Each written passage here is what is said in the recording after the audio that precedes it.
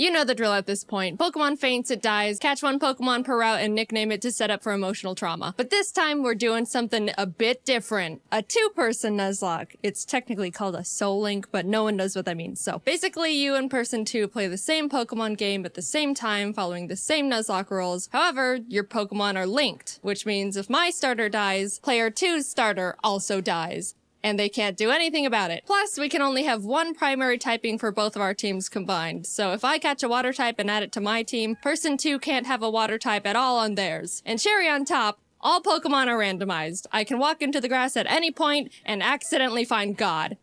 And maybe he'll just kill all my animals right then and there. So with all these new rules in place, I needed to find a player 2. One who's a real Pokemon master, able to adapt, improvise, and strategize all at the drop of a hat. And who else other than Pokemon Master himself? Jacob Alpharad, who at this point in time has a 50-50 Nuzlocke win ratio. Here's our Pokemon Heart Gold, Soul Silver, Soul Link Nuzlocke. We both go downstairs, barely greet our mom, and immediately beeline it to Professor Elm's lab to see what Pokemon he's got for us, because we don't know. They're random. In case you forgot what I just said, we stroll up to him and he pats Jacob on the head and goes, "Here, choose from these 3. I picked them specially for you. Torterra, Tentacruel, or Ludicolo." Alright, what do I get? Why not Mankey Ariatus? Awesome. Jacob takes Torterra and I take Mankey, and we named them Franklin. On our way to talk to Mr. Pokemon, Jacob runs into a Regirock in a random patch of grass, which just flat out explodes on him. No one died, luckily, but also, oh my god. We get an egg, and immediately Professor Elm calls and tells us he's been robbed and bullied. You really couldn't handle being alone for 10 minutes, could you? On our way back to help a grown adult, we stumble onto a shady figure who scoffs, challenges us to a battle with Pokemon he stole from Elm, which we immediately win, scoffs again, then drops his wallet, passport, credit card, driver's license, social security, Target gift card on the ground in front of us, for the world to see. Dude, get your craps together. You can't be doing that when you're a wanted fugitive. Back in the lab, Elm is crying on the floor as the police and our neighbor are trying to comfort him, and the police asks us if we saw anyone suspicious. Yes.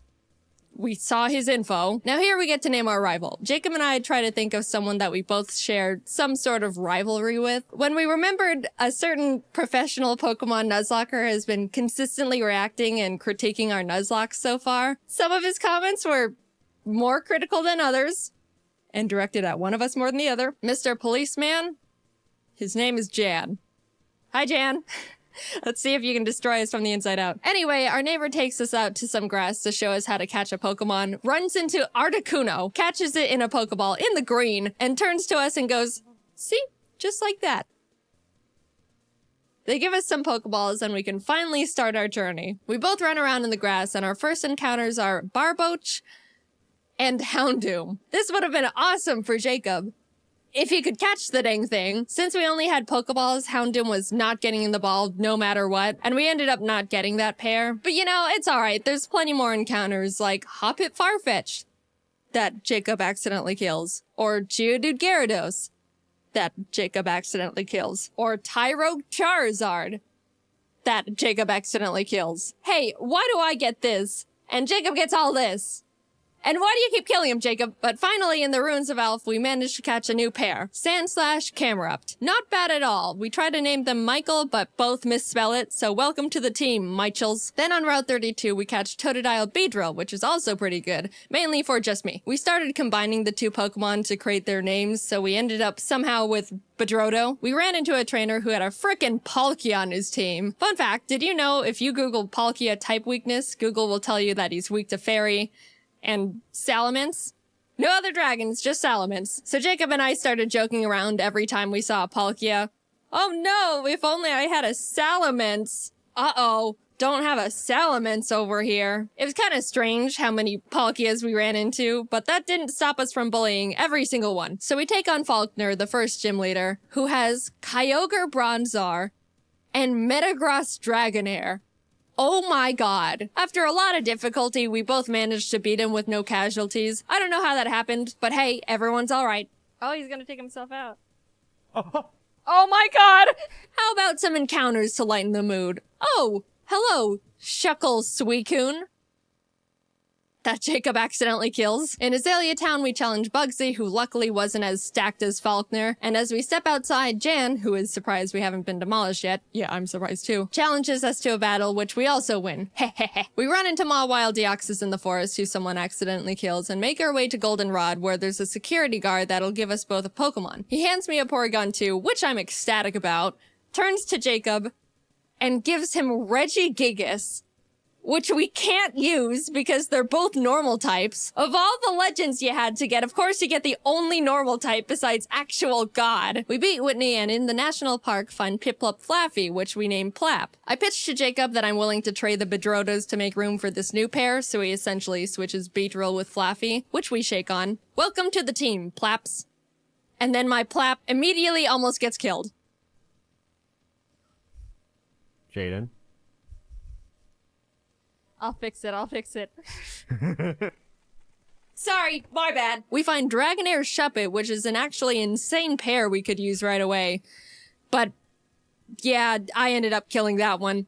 Look, I'm sorry, Jacob. It is harder than it looks to catch these things. We pour water on the strange trees on Route 36 that actually turn out to be Cradilly Silcoon. We kinda named them Dillydoo and could have added them to the team as death fodder, but we ended up forgetting to. Which is, yeah, a pretty silly mistake, but what's the worst that could happen? Who needs death fodder in a Nuzlocke? Jacob and I make it to Ekritik and walk into the burnt tower. As we are about to go down there, Jan runs up and is like, "You're only trying to catch Suicune to make yourselves look stronger than you actually are." And we're like, "No, we killed him a while ago." But he still wanted to battle, probably to show off the Mew he somehow found. We beat him yet again, go downstairs, scare off the dogs, and go challenge Morty. Jacob didn't have any trouble for the team Morty had for him, but for me, I was having a bit of a harder time because he had a Lugia, which neither me nor my team could even handle. All I could do was bubble beam it with Plap and pray I don't get crit one-shot as Jacob just sits there watching. But it ended up working out. We arrive in Olivine and climb the giant lighthouse, almost falling to our literal death along the way. Reach Jasmine at the top, who's like, "Climb back down and go get medicine for Amphi and Cianwood."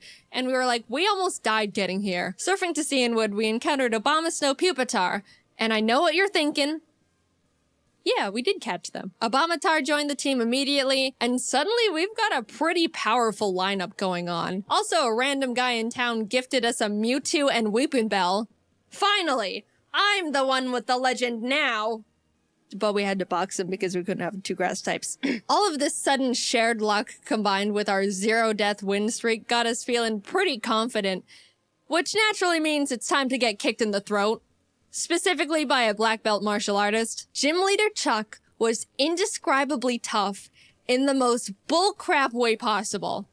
For me, Jacob had no trouble at all because he's Jacob. He had a Kingdra, which I brought Abomatar out for. Nothing else on my team could really do anything against it. The main drawback of this is Abomatar's Snow Warning ability, which creates hail, damaging every Pokemon, including my own, that's not an ice type, which is pretty inconvenient in a Nuzlocke. I even made a teeny tiny comment about it when I first got him.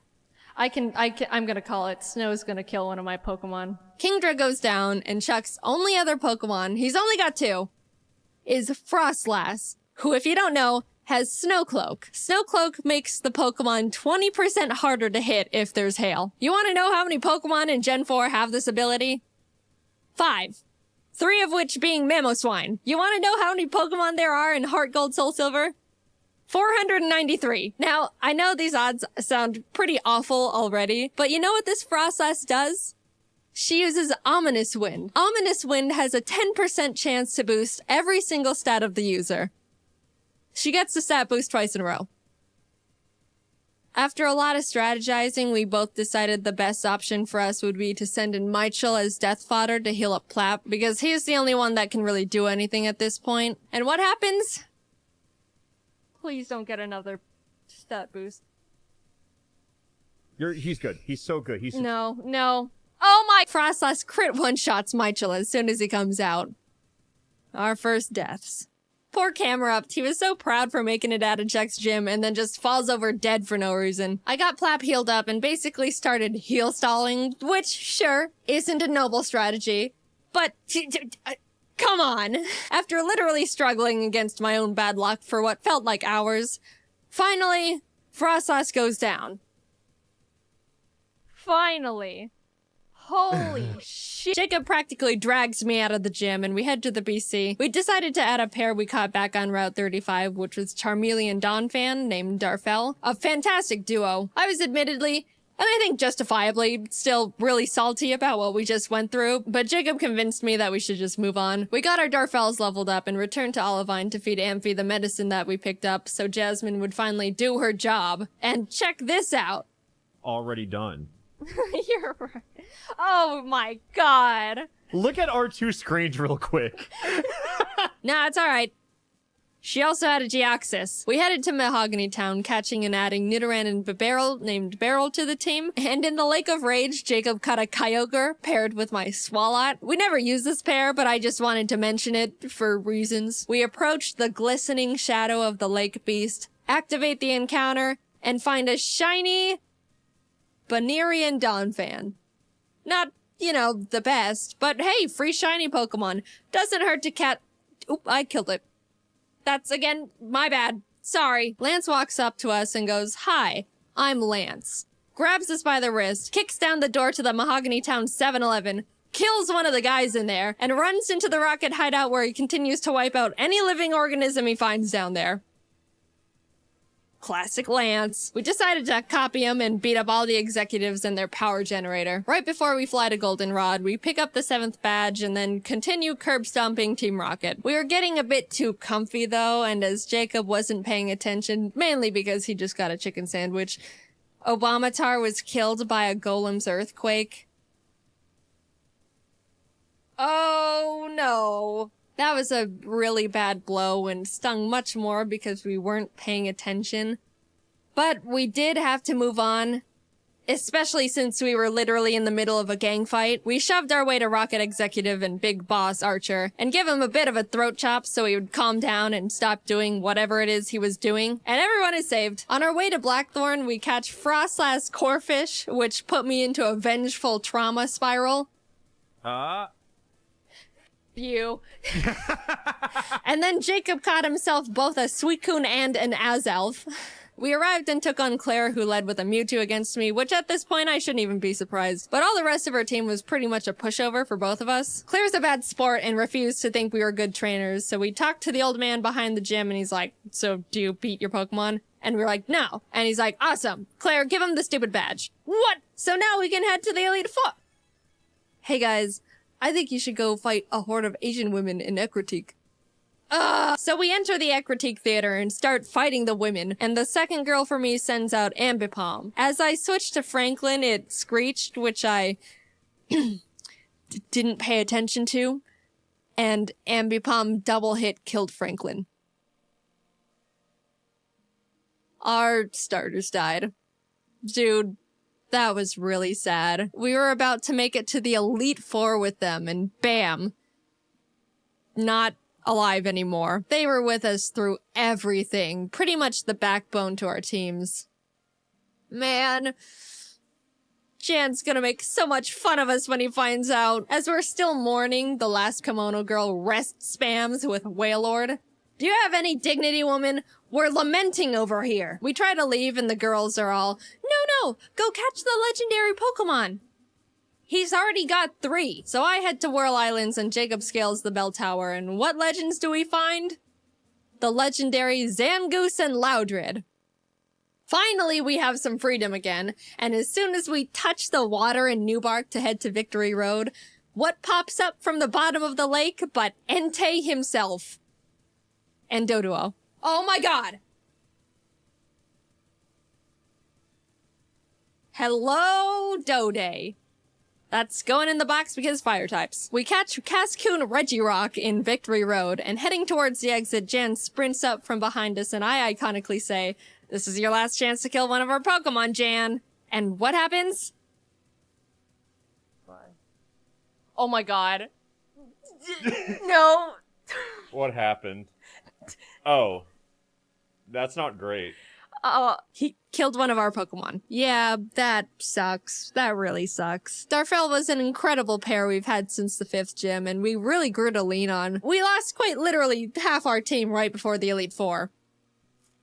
We beat Jan for the last time, enter the Indigo Plateau, and immediately bolt to the PC to see what kind of damage control we can do. After a very long time of trying to stitch together the best teams possible, we ended up with this. Ampharos Empoleon, Bibarel Nidoqueen, Beautifly Cradily, Dodrio Entei, and Victory Bell Mewtwo. I know. Wow, Jaiden, super balanced. You've got Mewtwo and Entei and Jacob has a Beautifly. Look, this is the best we could do, I promise. Tell him, Jacob, tell him. Anyway, big deep breath. Here we go into the unknown depths of the Elite Four. Will, Coda, and Bruno were all no problem at all. We breezed right past them. Everything was going great. This is fine. It's done. Yeah, he's... Oh my god.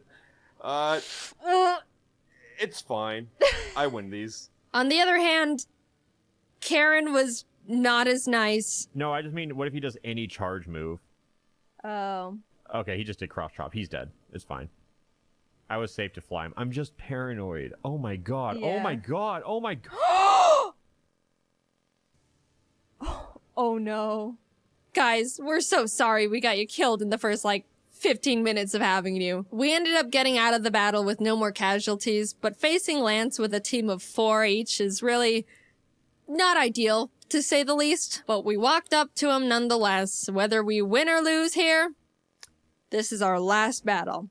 He leads with Fiona and Ledian, which we were both like, ha ha ha, Lance, is this all you've got?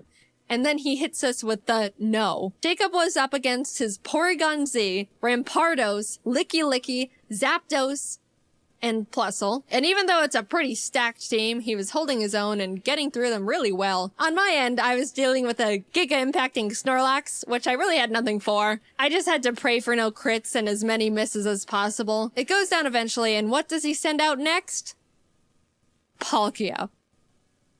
Oh, I could really use a Salamence right about now. This is what we get. We bullied Palkia so much during our journey here. Looking at my team, I don't have anything that can handle Palkia either, except for Mewtwo. And what happens? He gets Spatial Rend crit one-shot turn 1. I am in a lot of trouble. I took so much time getting past Snorlax that Jacob was already done with his battle, so all he could do was watch this massacre from the sidelines. I sent out Dillydoo to confuse stall him and just try to chip away at him with basically nothing. And my god was I lucky, because if Palkia hit one more crit at any point, Dillydoo and the run was over.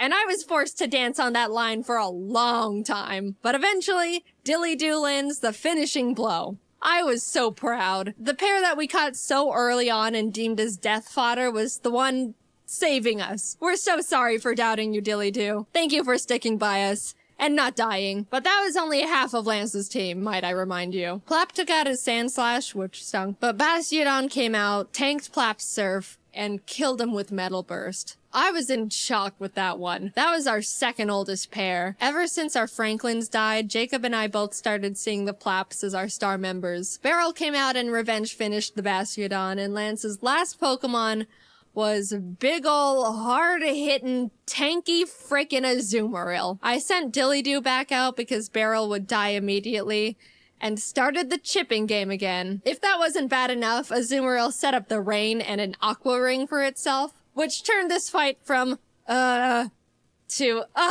this awful one-on-one lasted 10 whole minutes. I slap him, he slaps back, much harder, and then heals, and then I heal. But eventually, Dillydoo wins the stalling battle, and Azumarill goes down. In an unpredictable turn of events, Dillydoo saved us from utter defeat. What an adventure we just went on. Insane encounters, insane bullcrap, friends, death, bullying, and the Dillydoos. Thanks for going on this journey with me, Jacob. I quite literally couldn't have done it without you. And a salute to the buddies we made along the way. Except you.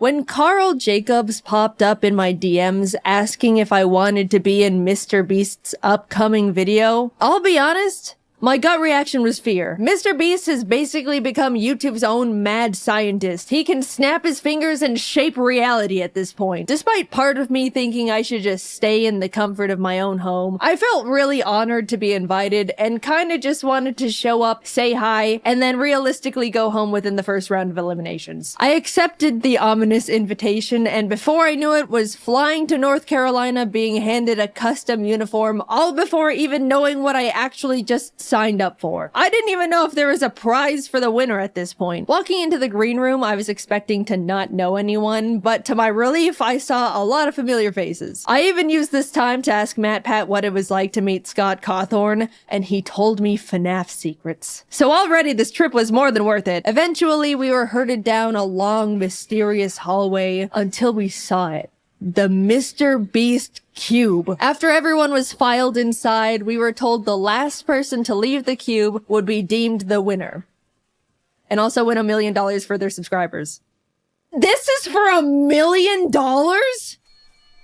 The challenge began. Immediately, people started jumping in the giant pile of real money that was inside, throwing handfuls of bills in the air, laughing, mingling. To pass the time, James and I drew our cartoon characters out of dollar bills on the floor. The staff came in and ended up giving everyone their own personal vlog camera to document their POV of the challenge. And I think I genuinely was the only person who didn't record a single second of footage on that thing. I just thought, I'm not going to use this footage because I'm not going to make a video out of it, and they're going to have plenty of other people's footage to use. In hindsight, maybe it would have been a good idea to record something, just in case. I don't know, maybe the Mr. Beast team would end up actually wanting to use some of my footage. Who's to say? After maybe an hour or two, Jimmy came out for the first bonus challenge. A single free throw. Miss and you're eliminated, but make it, and not only do you get to come back into the cube, you also win a Cybertruck for one of your subscribers. They had 50 people's subscribers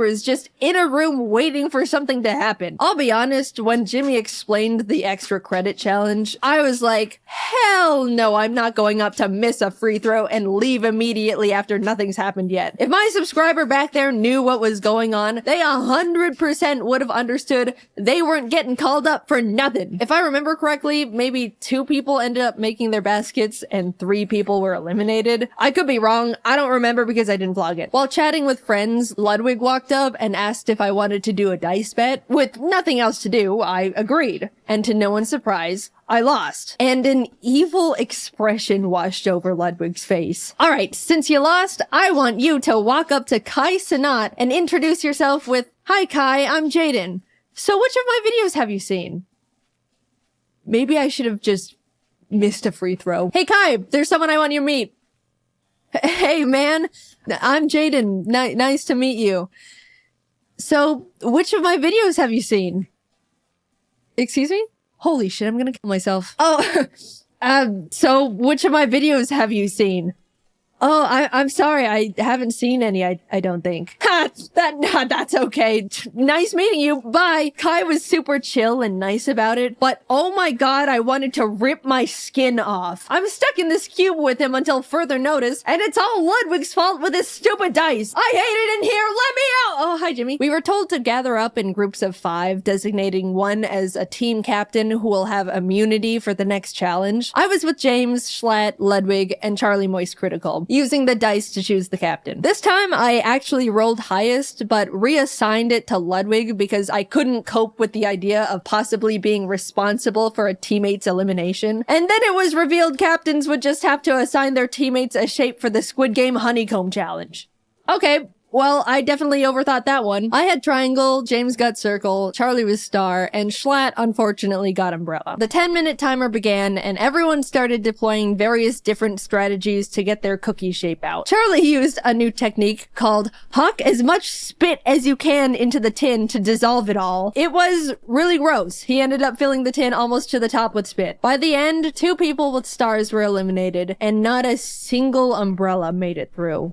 Bye, Schlatt. It was very funny seeing Mr. Beast lift the lid off Charlie's tin and immediately reel back in disgust, though. A total of 14 out of 50 people have now been eliminated, leaving 36 people. Honestly, that was good enough for me. Losing at any point going forward was already further than I was anticipating. We were fed our little thing of rations and left to wait again. It probably doesn't seem like long in Mr. Beast's video, but it was like 9 p.m. by the time we began the second real challenge. After being directed to choose a partner, James and I shook hands, ready to take on the next game as a team, and froze as it was revealed we had just chosen our own opponent. Another Squid Game tactic. I probably should have seen it coming, I just didn't expect the double up. The Beast staff revealed the next challenge as they rolled in a giant Jenga tower. Winner stays, loser walks. Unfortunately, the very first game of giant Jenga between KSI and AJ ended up taking literally 2 hours. Doing the math in our heads, we all kind of figured we probably didn't have the time to play Jenga for the next 30 hours. But just as AJ won, KSI hoisted him over his shoulders and ran out of the cube. No! Huge drama! Everyone was freaking out. AJ was stunned. No one knew what to do. Was that legal? Can you just carry people out of the cube? Jimmy had everyone take a vote, and pretty much everyone opted to bring AJ back in. Yes, out of the kindness of our hearts, but also out of fear of being manhandled. So since giant Jenga was a bust, production ended up scrambling to try and find like 12 sets of normal Jenga at midnight in North Carolina. A feat that seems impossible, but I feel like Jimmy could just call up the president of Jenga and have it all delivered via helicopter within 30 minutes. It took a bit, but the slightly larger than normal, yet still reasonably sized Jenga towers were all set up. As our game was going on, James and I ended up making a pact that whoever was eliminated would relay to the outside world that the other was okay, because we didn't have our phones, by the way. Our friends only knew we were in the Mr. Beast cube and haven't responded for 14 hours. Our game of Jenga was pretty intense. Eventually it got to the point where as I was watching James pull out a final piece, I realized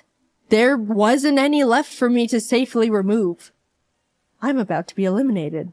And a flash of bliss washed over me. Sure, I'll be gone, but that's okay. I'll be set free into the outside world again. The cube is harsh, unforgiving. It's taken so many of my friends from me. The glass floor is hurting my butt.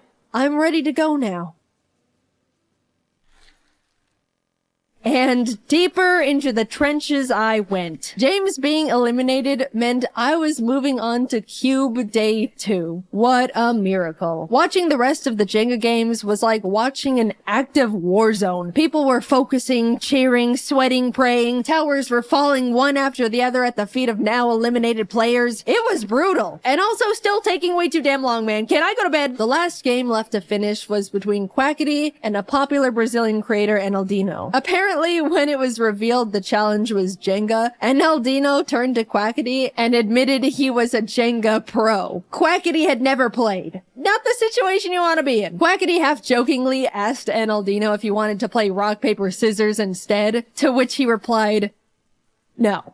Which, you know, fair. But 3 hours into this single game, the two of them were neck and neck. Genuinely the most cracked round of Jenga possibly ever. Everyone in the cube was gathered around watching Quackity slowly pulling out the very last piece in this skeleton of a Jenga tower. Just as he was about to make it, Enaldino asked, rock, paper, scissors? Quackity looked up at him. Muito tarde. It was over. Enaldino tried to hang in there, but in the end, he fell. 18 people were now eliminated. Alright, it's 3 a.m. Let's go to bed. I genuinely thought they would let us go back to our hotel rooms for the night, but man, now this is just great. I won myself a ticket to a night in the Mr. Beast cube, sleeping next to a bunch of people I barely know, and I was probably just gonna get eliminated first thing in the morning anyway. As I was getting ready for bed, Kai walked by. Hey, I gotta check out your videos sometime. Oh, I'm sorry, man. I lost a bet to Ludwig and he made me say that. Oh, shit. Okay, damn. Oh, well, that makes falling asleep a bit easier. Thank God he only thought I had a huge ego for 19 hours straight. Crisis averted. In the morning, production had to prep for filming again, which meant they turned on every single light in the building, flash banging all of us. They were turned off, and then these loud-ass brrrr sounds from construction started blasting. They turned the lights on again a few minutes later, but this time in a crazy strobe light effect for some reason. After breakfast rations, Jimmy returned, pointed to the entrance hallway, and in walks I Show Speed. With too much energy for a group of people that just had the weirdest sleep of their lives. Alright, you guys have the chance to vote Speed into the cube to join you in challenges. The kind thing to do was to let him in, but we all just survived trenches no one could even understand. We were trauma bonded together. And also, it wouldn't be fair. The majority of us moved to the voting side of no. Admittedly, me too. Mainly because I was a bit scared of him. Speed looked at Kai. At least shake my hand, man. You're gonna pull me out. As the two of them argued about a friendly handshake, Ludwig stepped up. I'll shake your hand, Speed. His hand now extended to Ludwig. The moment their hands touched, Speed started yanking Ludwig towards the outside world. We all started screaming and panicking. We couldn't lose one of our cute brothers like this. Ludwig was holding onto the support beam for dear life. Some of the guys managed to pull him back in, and as Speed walked out, unable to take any souls with him, he exclaimed, "This ain't the last time you're gonna see me, and I remember all y'all's faces." Alright, let's get started. Challenge 3 was steal or no steal. Basically a modified version of deal or no deal. Some cases have the word safe in them, others say eliminated. One person looks inside a selected case, and the other decides whether they want to steal it or no steal it. And also Howie Mandel was there. Hi Howie, big fan. People started getting eliminated one by one, others securing safety. Eventually, Ludwig was up at the podium asking if anyone wanted to volunteer to go up. At this point, the ratio of safe cases was very high, 60% in favor of safe. Figuring the odds would just get messier from there, I volunteered. Ludwig looked inside his chosen case, looked up, and told me it was safe. I knew mathematically I should steal the case, but I've been burned by math before. As I started hesitantly saying I was gonna steal, Mr. B suddenly burst out saying Ludwig's heart rate was spiking. By the way, he was wearing a heart rate monitor, which made me scared it was actually an elimination case, and he was excited at the idea of avoiding going home. So last minute, I decided to let him keep the case. It was the safest play. If it said eliminated, then good, I dodged a bullet. If it was safe, then at least I'm not actually eliminated yet. I just have to play again. Shit. It was now my turn to bring someone up. Even though I didn't want to pick a friend out of fear of getting them eliminated, more than that, I didn't want to be up there with someone I didn't know. I picked Quackity. He came up to the podium. I grabbed case number 2. It says safe. My plan was to tell the truth, but in the most unconfident and nervous way possible. I was deploying every bit of body language knowledge I could think of, making myself look as guilty as possible as he asked me various questions. We went back and forth for a bit until your eyes looked down as you said the case was safe, which indicates guilt. So I think you're lying. I'm not gonna steal it. Without a word, I shifted the case onto its back, unlatched it. Safe. It was worth sleeping in the cube! Oh my god, the relief, you have no idea. After everything finished, a bunch of people walked out, and unfortunately, Quackity ended up being one of them. 10 people left. I know it's a dog-eat-dog world inside the cube, but when you're left to sit with your fellow contestants for hours on end between challenges, waiting for Jimmy Beast to send you all through another round of cube stress, you really start bonding with the survivors. It was pretty sad watching them go. Hours passed until the Jimmy death bell struck again, and we were told to partner up once more. Alex and I had really gotten to chat and hang out together as the only girls left at this point, so we paired up. Everyone was blindfolded and told to sit tight until they were ready, which is ominous. The two of us were strategizing and figuring out each other's strengths and weaknesses for whatever was coming our way, only to be unblindfolded and see the entire cube transformed into a kitchen. It was a cooking battle.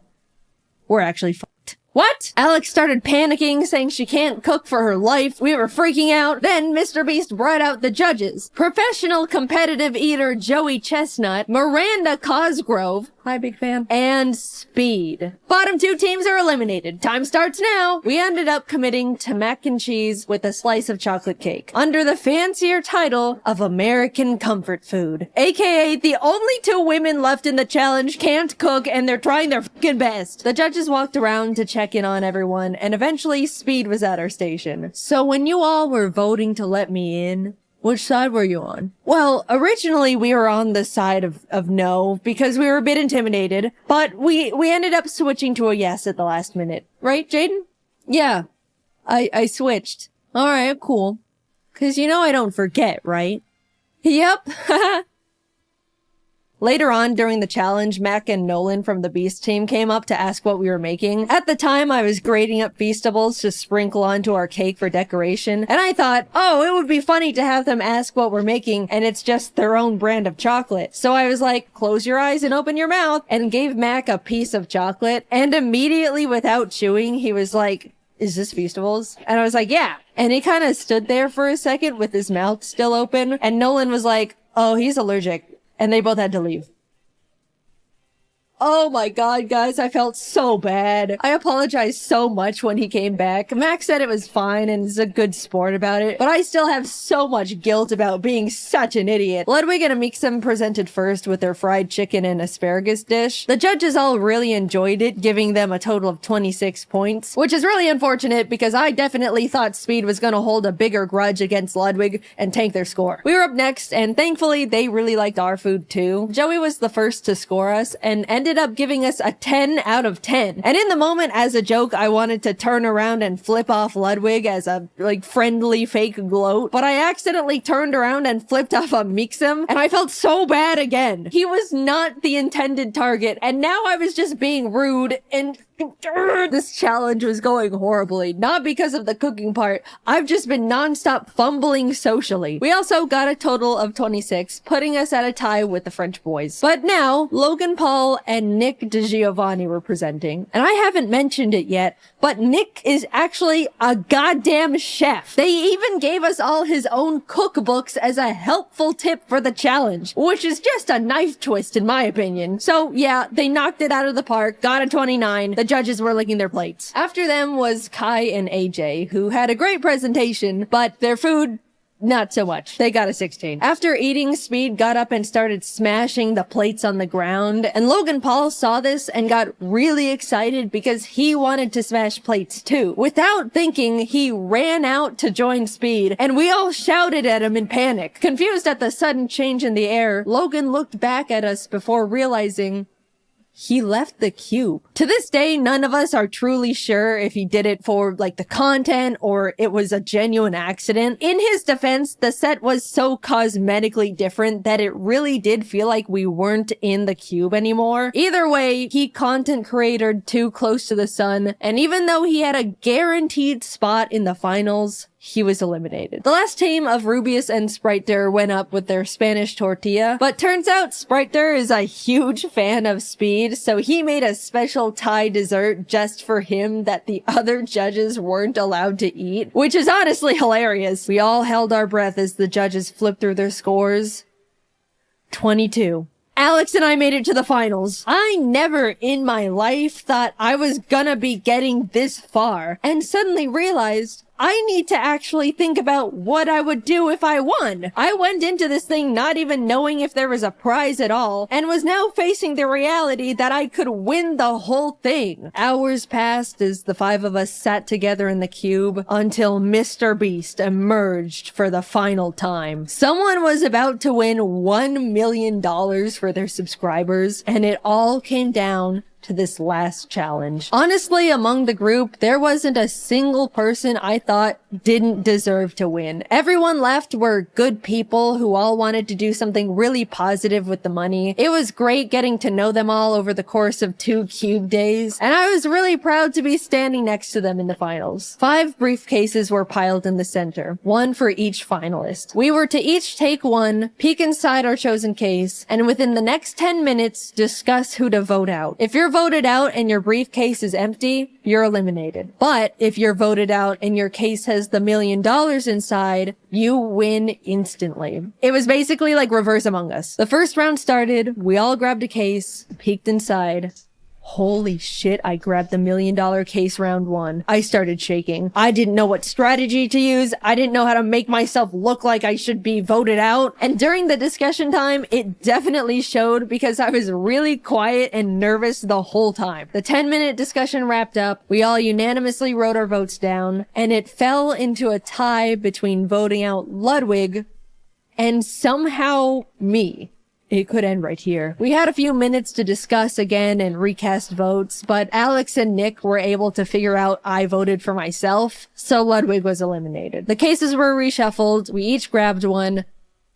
I pulled it again. In that moment, I froze. Since I was in the hot seat last round, I was probably gonna fly pretty under the radar this time. Someone else is gonna be voted out, and I statistically will not see this case ever again. If I'm not voted out here, I basically lose. The second round began, and it was pretty much a blur from there. I was trying to talk more because being quiet last round got me found out, but was still flying too under the radar. Amidst trying to keep up with the conversation, strategize, and hold myself together, I couldn't find my win con. But with a few minutes left, Amixem said something that I think shifted the entire game.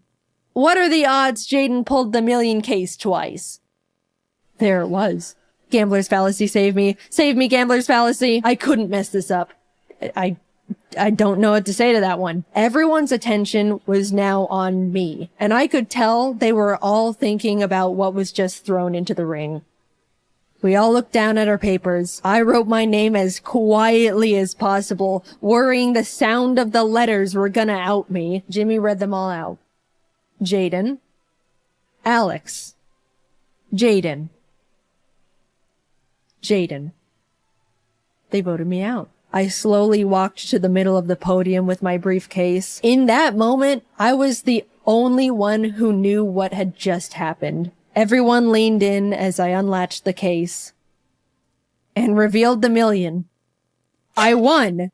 Confetti cannons blasted. Everyone immediately started congratulating me. All the eliminated contestants left in the green room ran out screaming and jumping around me in celebration. I started to tear up for some stupid emotional reason. So yeah, I won $1 million to give away to my subscribers. That is a Looney Tunes amount of money. First of all, top 5 all agreed that whoever won the $1 million would give the other 4 $100K each to do something for their subscribers too. So a total of $400K will be going to Ludwig, Alex Botez, Amixem, and Nick DeGiovanni. With the remaining $600K, I decided to put it towards paying for as many people's art degrees as possible. It's really scary going into the art field right now between the animation industry hitting their rough patches, AI threatening to take artist jobs. The overall career path is extremely intimidating and difficult to break into. I'd really like to encourage and make it easier for some of the up-and-coming artists by being able to send them through art school stress-free. I have no idea how to set it all up, but I'm currently working with as many qualified people as I have available to me to make it happen. As my and Mr. Beast's team figures it out, I'll keep you all updated through my Twitter. We'll get it sorted. I entered the Mr. Beast cube ready to just talk to my friends and screw up in the first challenge, but instead I was isolated from the world for 48 hours, watched my peers fall one by one in front of me, and left with $1 million for my subscribers. Thank you, Carl, for inviting me. Thank you to all my friends who made the cube so much more enjoyable. Thank you, Mr. Beast, for creating this incredible opportunity I can now use to support artists. Despite being put through cube trenches, I had a really great time. And of course, huge thanks to the Beast crew for making it all happen. It was something I'll never forget or experience ever again.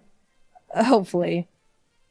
If you're an artist currently enrolled in art school and are hoping to have some of your tuition paid for with the cube winnings, you can now apply through the form I'll have linked in the description and the comments of this video. The form will be available for a week starting the day this video is uploaded, so be sure to check the calendar and apply before it's closed. I assume there's gonna be a huge amount of applications we have to go through, so expect a few months wait before we announce the winners. Thank you for your patience. I'm not sure how many people we can financially help out because everyone's tuition will be vastly different, but I'm looking forward to going through your portfolios and hearing your stories. Thanks for watching, and thank you to my team for dropping everything to work on this sudden video jump scare. Alright, until next time, bye-bye.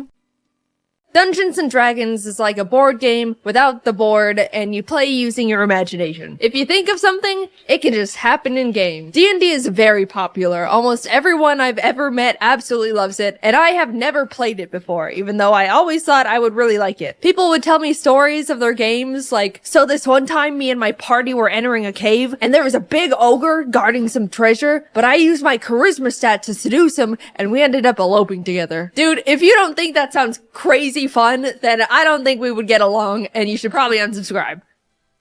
But if you do think that sounds fun, then hey. Sorry, I've never done that before. It felt weird. I decided to reach out to Charlie, aka Slimesicle, aka Charlie Slimesicle, because he's super into D&D, and we ended up forming a little group of me, Alpharad, Ronbu as the players, and Charlie as the Dungeon Master, which is like the game organizer slash manager slash god. We all created our characters, and into the world we were teleported.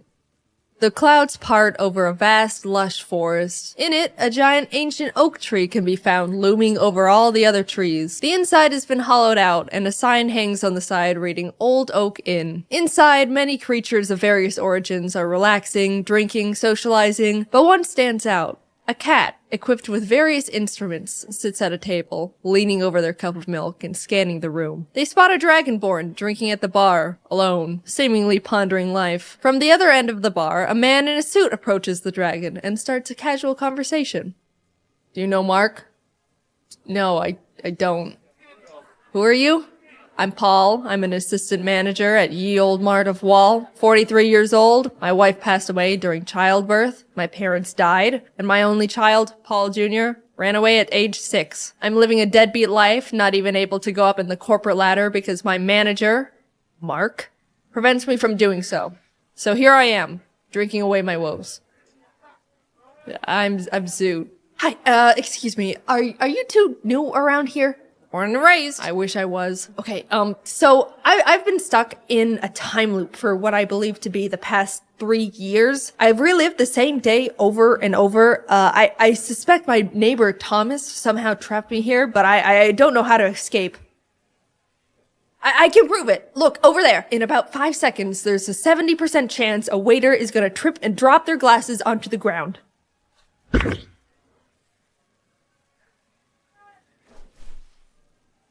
Well, alright, it's a bit impressive, but, like, it's gonna take a bit more convincing because that wasn't all that. Suddenly, a sheep crashes through the tavern windows and starts rampaging around the inn. It's going straight up crazy, knocking over tables, knocking over people. Paul mentions it's got something in its mouth, and the sheep immediately stops and runs straight up to him. As Paul takes what seems to be a scroll out of the sheep's mouth, Zoot whips out their mace in an attempt to pepper spray the sheep, but slips on a puddle of rum and accidentally sprays Paul, who just is disappointed at this point. The three open the scroll, and Zoot, recognizing it's a speak with animals spell, translates it, casting a huge shockwave and blasting everything in its radius. Hello? Can you understand me now? Why the f did you try to spray me with mace? Zoot and the sheep start bickering as Paul and Tholomew just stare at them. Just forget it, forget it. I'm no ordinary sheep. I used to be human and was cursed into a sheep's body. My name is Luop, and I need your help becoming human again. Please. Alright, Lop. Well, it's Luop. Come on, guys, let's go. And for some reason, they all went along with it, still not understanding what the hell is going on. Maybe, they both thought, they could find their arch enemies, Mark and Thompson, along the way. The group is walking through the woods. Bartholomew is very on edge, feeling like something isn't quite right. The tree line is shifting in unnatural ways. Oak trees are turning into birch. The bushes are rustling. Zoot spots various random animals along the path and picks up a turtle, which they add to their inventory. Paul tries to pocket a turtle of his own, but it turns out to be a rock, and is then mauled by a cougar. He ends up unharmed, though his adventure suit he changed into is now ruined. Zoot feels bad about Paul not getting a turtle, so they offer to let Paul name theirs, to which he chooses Paul Jr. They eventually reach a clearing with a large stone outcrop covered in engraved shifting runes. Carved into a stone is a large bronze door with a face on it. Hello! You should try to impress it. Oh, okay.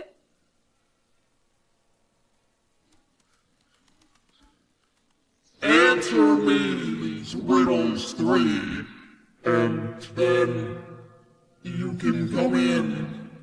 I'm a riddle door. The alphabet goes from A to Z, but I go from Z to A. What am I? The alphabet backwards. Wrong! The answer was zebra. Who is next?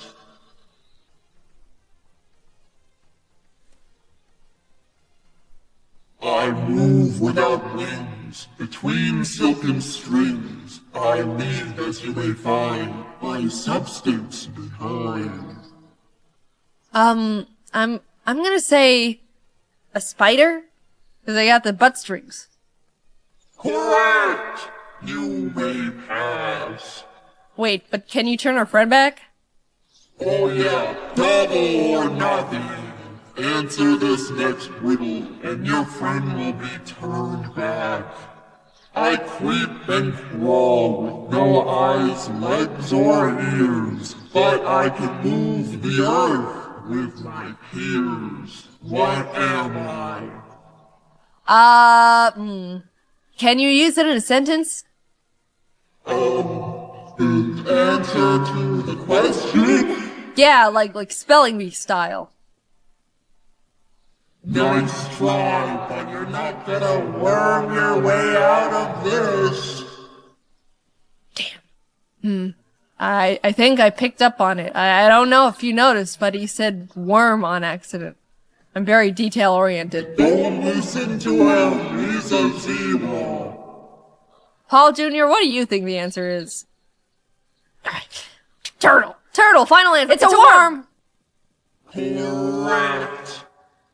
The adventurers walk through the door's mouth, which closes behind them. As they're walking into an open room, they're greeted by a closed silver door. Zoot immediately pitches the turtle at the door, but nothing happens. There's 3 dishes of clay placed in front of 3 pedestals, and the door face emerges once again, this time on the ceiling. In order to continue, create whatever you want. Not wanting to deal with more riddles, Zoot throws a dagger into the door's eye. Dude! Fine, I'm not helping you with this one.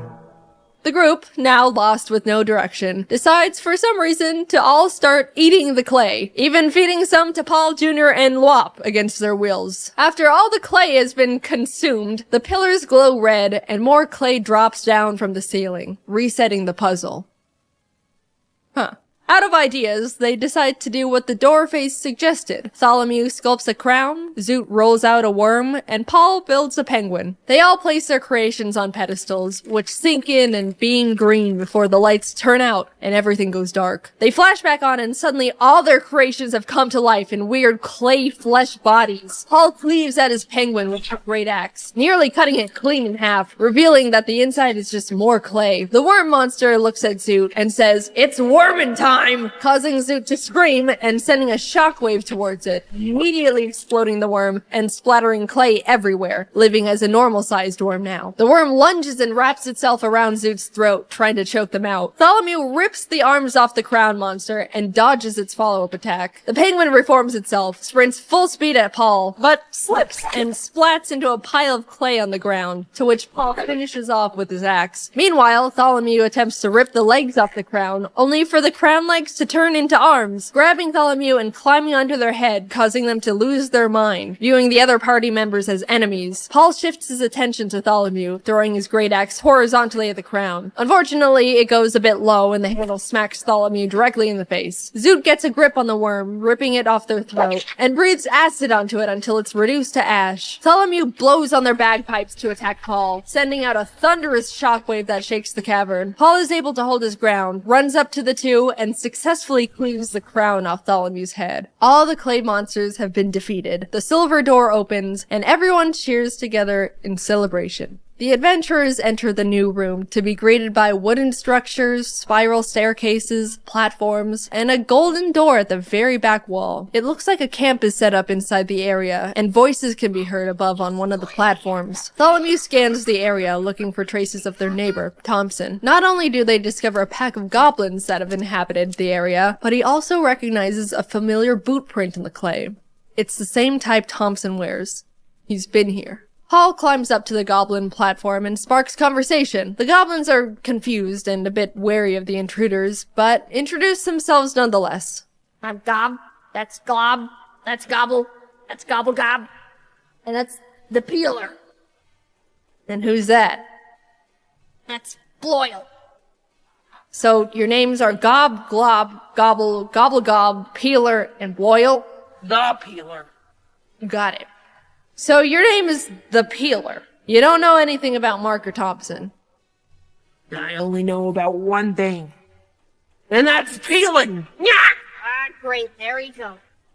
Oh, jeez. Okay, all right, we're leaving! Paul starts booking it to the door they came in through, the Peeler right on his tail, stabbing at his ankles. No one else is doing or saying anything, they're just watching. Paul makes it back to the previous room, and the Peeler slinks into the shadows. With Paul in the other room and Tholomew and Zoot unable to speak Goblin, Tholomew is left trying to communicate through improvised sign language, pointing at the door and blowing kisses at the goblins to signal peace. Zoot tries to slip around the goblins in the meantime, as communication is clearly not working and the goblins are only getting more aggressive, but they bump into an invisible force they can't see, alerting the goblins, who are now initiating combat. Zoot decides to keep running to the door as Tholomew bangs on their drums, sending sound shockwaves at the attacking goblins. Gob, Glob, and Gobble are all sent flying off the edge of the platform, falling to their deaths. Gobblegob, in a fit of rage after losing his friends, lunges at Tholomew but misses completely, sending himself off the edge of the platform too. The Peeler emerges from the shadows to lunge at Tholomew, who is taking up Loyal, but Paul jumps in just in time, clashing blades with him. As everyone is distracted, Zoot gets to the door, peeking in to see an entirely golden room with a small golden rod shaped like a tree branch floating at the center. The branch shifts between valuable materials, at one moment being made of gold, then emerald, and ruby. Gobblegob, the goblin that accidentally dove off the side of the platform, sprints back up the stairs and attempts to tackle Tholomew off the platform, but accidentally leaps over him and plummets once again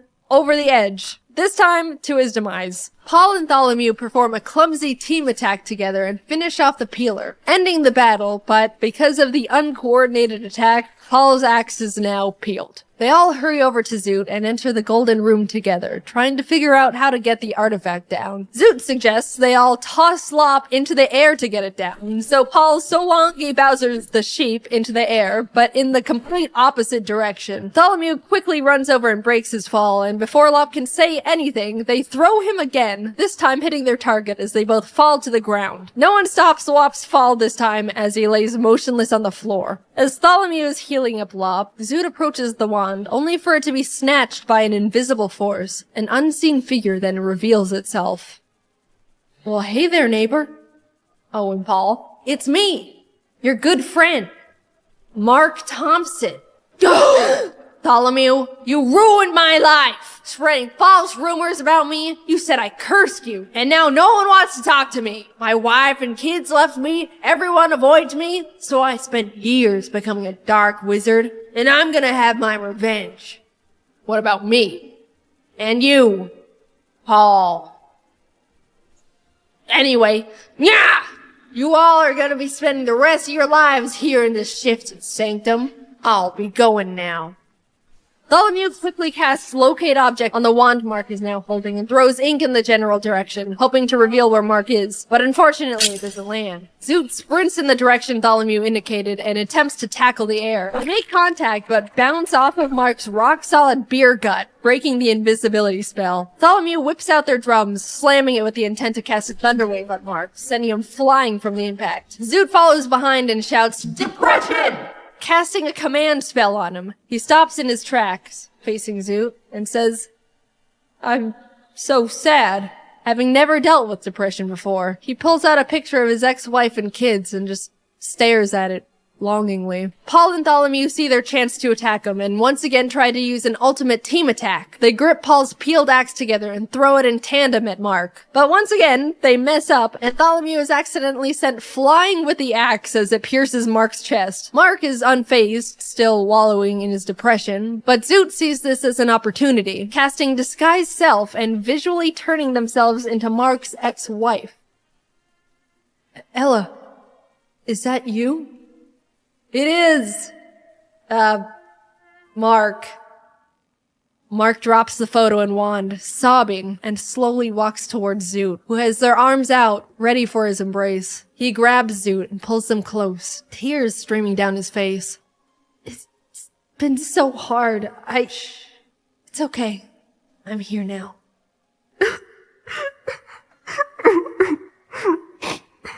Zoot pulls back, just a bit, just to look into Mark's eyes, which are sparkling with tears, and proceeds to acid blast him point blank from the mouth.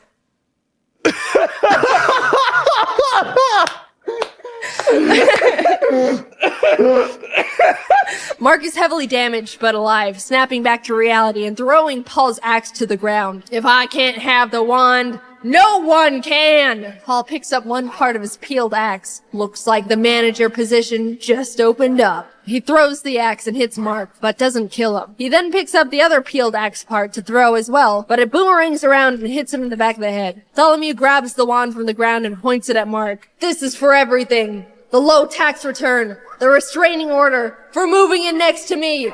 You're my personal hell!" Ah! Mark turns to Paul while being zapped by the wand. "Would you still let me be your manager, even if I was a..."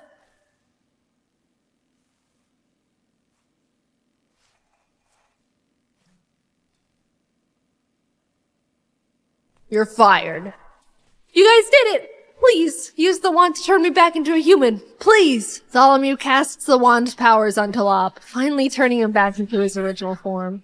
Paul and now human Lop lock eyes. "Hi, Dad." "Paul Jr. Is that you?"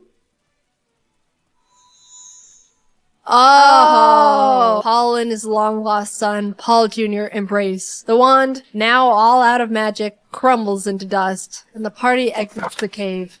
The bomb is detonated, and the explosions erupt behind them as the group walks off together. Thanks for watching. This was a different type of video, but I hope you enjoyed it. Especially big thanks to Charlie, Ranbu, and Jacob for the great D&D session. It was super fun, and I really want to play more. I'd like to upload highlights of the actual D&D session to my second channel eventually, but it's not ready yet because I'm bad at planning. So maybe that'll happen one day. Anyway, this was a big project. Thank you to the team as always, and to Sir Meow for the sound effects. Links to everyone are in the description. Okay, I will see you later. Bye-bye. Okay, before I even say anything, let's lay out some ground rules. This is probably gonna be the most open I'll ever get about my personal life. I know I've shared tidbits of myself and life through little stories, but when it comes to personal stuff, I'm very private. Especially within the past few years. I'm gonna be talking in very general surface level terms because specific personal details are for me to know, and in the nicest way possible, none of your business. Basically, this is something I want to talk about, share, and bring a spotlight to. But at the same time, you get the Cliff Notes version. So no trying to assume or guess anything beyond what I'm sharing within this video. At the end of the day, we're all just strangers refusing to listen to the stranger danger rule. Alright, formalities aside, let's get into it. I've come to realize that I'm aro-ace, which stands for aromantic asexual. And I know what you're thinking. That's not gay. What the hell is that? And you know what? that is completely fair because I didn't know what that was either. Aromantic and asexual are two different things, and I'm gonna break them down to you separately, starting with aromantic because no one really knows what that one is. And also, it's my personal favorite. Someone who's aromantic is defined as a person who feels very little to no romantic attraction to anyone at all. So like, they might not develop crushes on people or feel the need to be in a romantic relationship with anyone. Very general terms, but hopefully you kind of get the gist. If not, here's a little story example from me. Growing up, I never developed crushes on anyone. I remember when I was in 5th grade, kids were talking about their crushes left and right, and it was starting to feel like something I had to experience too, just because I thought that's just what happens. Don't make fun of 9-year-old me, I was a sheep. Anyway, I decided I needed to have a crush because that's just what happens to people. And I very robotically chose this random kid in the class who we can call Pikachu. That's not his name. He didn't mean anything to me and I didn't do anything about this crush. Like, I didn't tell anyone or anything. It was just a headcanon thing for me to feel up to speed and like I was hitting my normal human emotions quota. But it's funny because on Valentine's Day, you know how in elementary school everyone would bring cheesy Walmart Valentine's cards for everyone in the class, and then you'd have a box full of candy and hollow emotions from everyone. Well, my school did that. When I went through my box, I pulled out Pikachu's Valentine and thought to myself, someone who has a crush on someone would keep this. I think. So I put Pikachu's copy-paste Batman Valentine in my drawer and promptly forgot about it because it meant nothing to me, but hey, that's just what I thought I was supposed to do. Man, I'm so good at this. Then like a year or so later when my mom was going through my room, she pulled out the card and was like, why do you have this? And I was like, honestly, I have no idea. Years passed, I entered junior high and thought to myself, all right, this is the time where people start developing crushes and then do something about it. Like get into relationships or something. So I was like preparing to be interested in people. On the first day of school, I scoped out the room to see if there was anyone that I thought looked like someone I could develop a crush on. And this was when classes started being divided up into periods, so there were like 6 batches of people I sifted through. But no one caught my eye, and I thought, man, unlucky. Went through the whole school year, next year rolled around, classes changed, I did the same potentials crush scoping again, and the same thing happened. I wasn't drawn to anyone at all. Man. Unlucky again. Every year I thought something would change, especially going into high school when people started actually hitting puberty and were getting conventionally attractive. But my entire school life, grades kindergarten to senior year, which I'm pretty sure is like 13 years, I wasn't interested in a single person throughout any of it. And what's funny was I was thinking, man, what's the deal? Why is no one attractive? And I went to a big high school. There were like 3,500 students there. Surely I am not the outlier in this formula. Why are none of you attractive? By the time I was going to college, I really felt like I had to find someone. It felt like I was falling behind the curve, or if I was gonna find someone, it was gonna have to happen now. I made a lot of new friends, and that's when I thought I developed my first genuine crush. Long story short, in hindsight, no, it wasn't a crush and I was just wrong. I just met someone who I thought was cool and funny and had a really strong desire to be close to them. But looking back, knowing what I do now, it wasn't in a romantic way. I realized I can get very excited and tunnel vision on people I think are really cool or interesting and kind of obsess over getting to know them or just want to spend a lot of time with them. But whenever I got into those tunnel vision moments, if I sat down and asked myself if I actually wanted to be in a relationship with them and hold hands or cuddle or kiss, the answer was not really, but if they wanted to, I could go along with it. Which I do not think is right. In my very old flirting video, which I refuse to rewatch, I think at one point in it I said something along the lines of, if you're interested in someone but they just want to be friends, I don't understand why some people can't deal with that. And that was primarily because I didn't realize there was an emotional difference between a crush or falling in love and just being really good friends with someone. So, oops, sorry for the bad take, I think. I really just thought having a crush on someone was wanting to be their #1 best friend.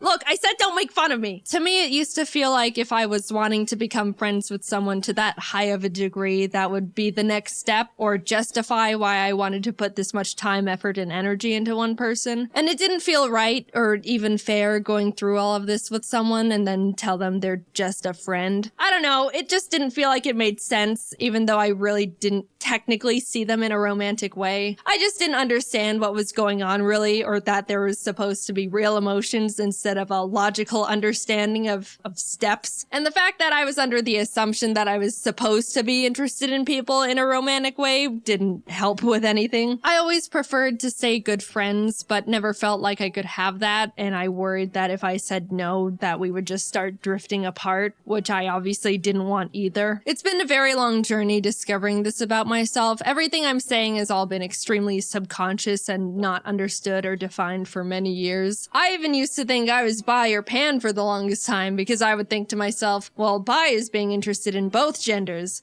I don't really care for either, but 0 is equal to 0, so I guess I'm bi or pan. I got math involved. If I knew what aromanticism was when I was growing up, things would have been a lot less complicated for me a lot sooner. I think it's mainly because people don't really talk about it or even know what it is or that it's real. Romance and love is the #1 most talked about topic on the planet. Everything I've been taught or learned through society is that love and romance is everywhere. Everyone feels it, and it's gonna happen to you. Just a funny little note, there was a point where I was listening to some generic romance song on the radio. You know, like all of them. And I just suddenly thought to myself, wait, do people actually feel these things towards each other? Like all these mushy lyrics are real emotions? They're not joking? And that's when I started feeling like something was different. I approached romance under the blanket term thought of, sure, why not? And didn't recognize it was actually a feeling, which might sound stupid, but look, I don't know. No one presented me with any other options. I did a lot of rationalizing. If someone ever expressed romantic interest in me, I would mentally make a kind of logical list of their pros and cons and the pros and cons of what a relationship would look like with them based on what I knew about them as a person. I didn't realize there was supposed to be an extra, excited feeling, or the fact that you're not supposed to think about it as if it were a business exchange. I understand compatibility is a huge important variable when it comes to sharing a relationship with someone, but at the end of the day, it's still, apparently, still a very emotionally driven thing.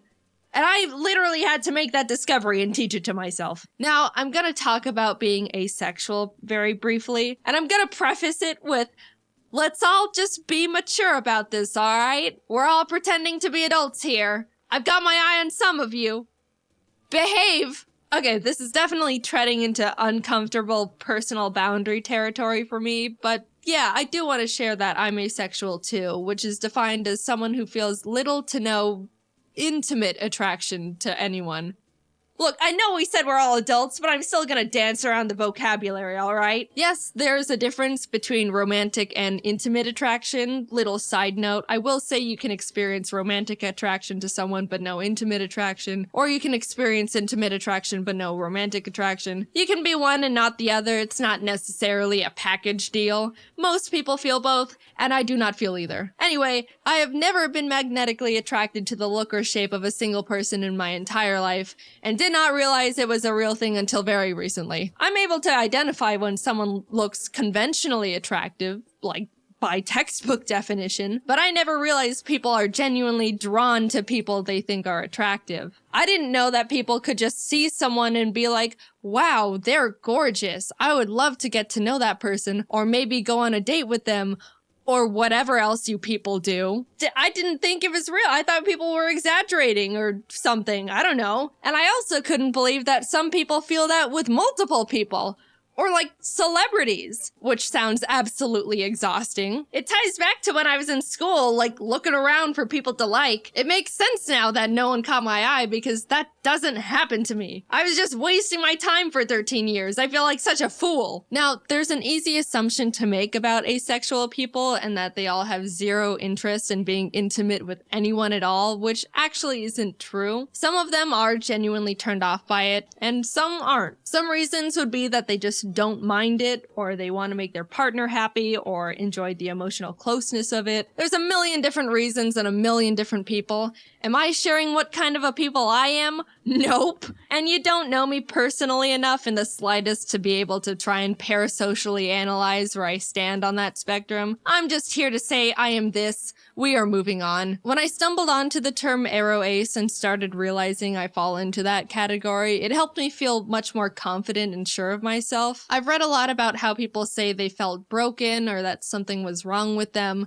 But honestly, I was the complete opposite. Coming from my very biased perspective, I think aro ace is one of, if not the coolest and most confident orientations out there. Not needing a single gram of romantic or intimate validation from anyone is so cool. All you need is yourself to be happy, maybe friends and family too.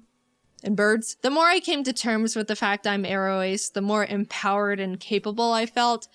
But at the same time, I was also starting to feel more alone and isolated. As cool and amazing and unique and awesome as I think it is, it can be really hard for other people to relate to or even understand. Everyone else and their orientations are able to bond and relate to the love and romance aspects, and we're over here like, we don't do that. I don't even know if I'm explaining it very well. It kind of does go against everything everyone's ever been taught about anything. Romance is taught to be a basic assumed emotion, which I do think is a bit misleading. A common argument used against the aro ace orientation is that romance and intimacy is what makes someone human. But I mean, I don't know, lots of birds mate for life, which is a better ratio than people, and all animals get frisky. You know, that's just how they became not extinct. It's not an exclusive to humans thing. If I were to guess, I would assume the thing that makes someone human is basic empathy. Like, I'm not an emotionalist monster. I can still love people. I love my family and my pets,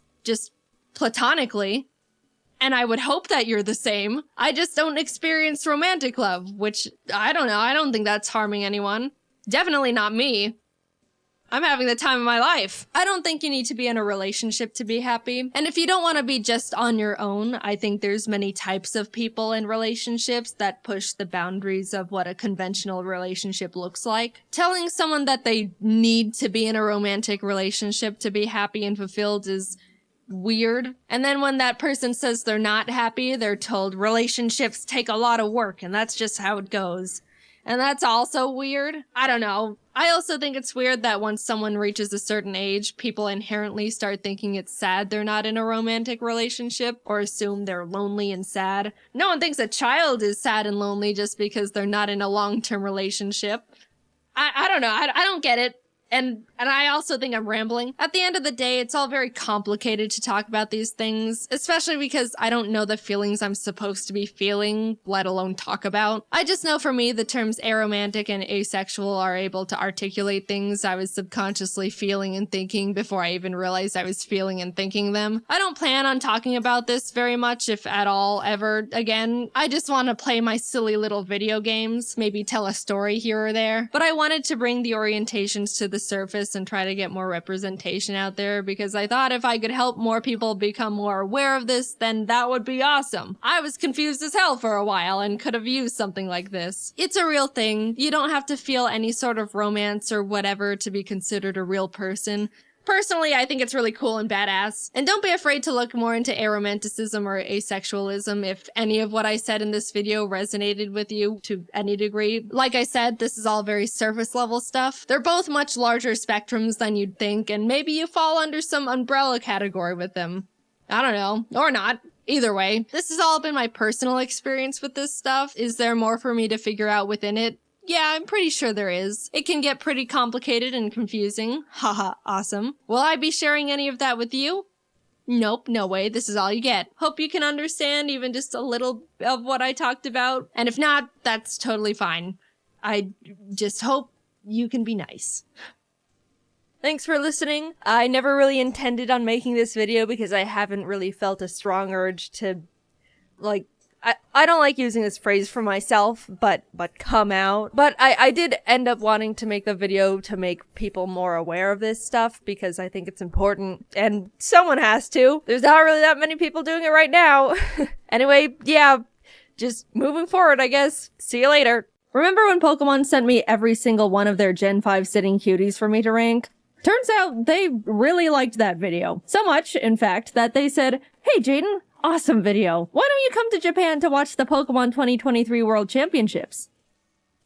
Our treat. You won't have to pay for your flights or hotel or nothing.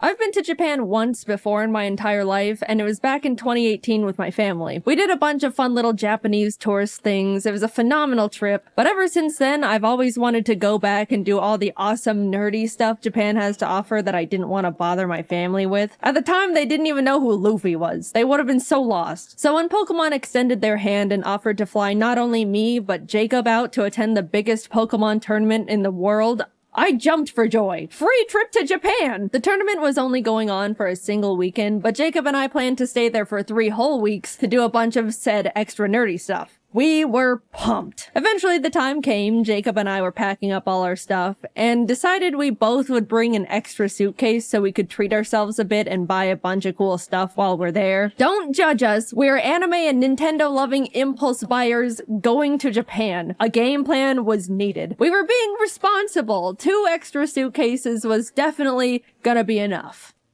Yep. Equipped with our extra luggage, we headed off to the airport. Pokemon straight up gave us business class seats. We didn't ask for them or anything. So when we boarded, we realized we had the seats where you could lay down. There even was some sort of seat divider that acted like a car window, so I could roll it down and bother Jacob whenever I wanted. Quick little 11-hour flight later, and we were in Japan. It was time to have the best trip of our lives. I'm not joking. I had the most incredible trip and got to do things I won't ever forget. And I won't, because I've now plastered it onto the internet forever. We landed midday Japan time, so we decided to go to the first thing we wanted to see while abroad. Japanese McDonald's. I couldn't order anything except fries, but Jacob and I both dropped our jaws when we saw something called the Double Big Mac on the menu. I thought Americans already went big with the Big Mac, but Japan did the impossible, just to send a message. What a magical place. Let's begin with the next morning. Pokemon planned a bunch of cool stuff for the creators and partners they flew out, beginning with a group field trip to the Mega Tokyo Pokemon Center. Jacob and I woke up early for it and missed the bus they had for us.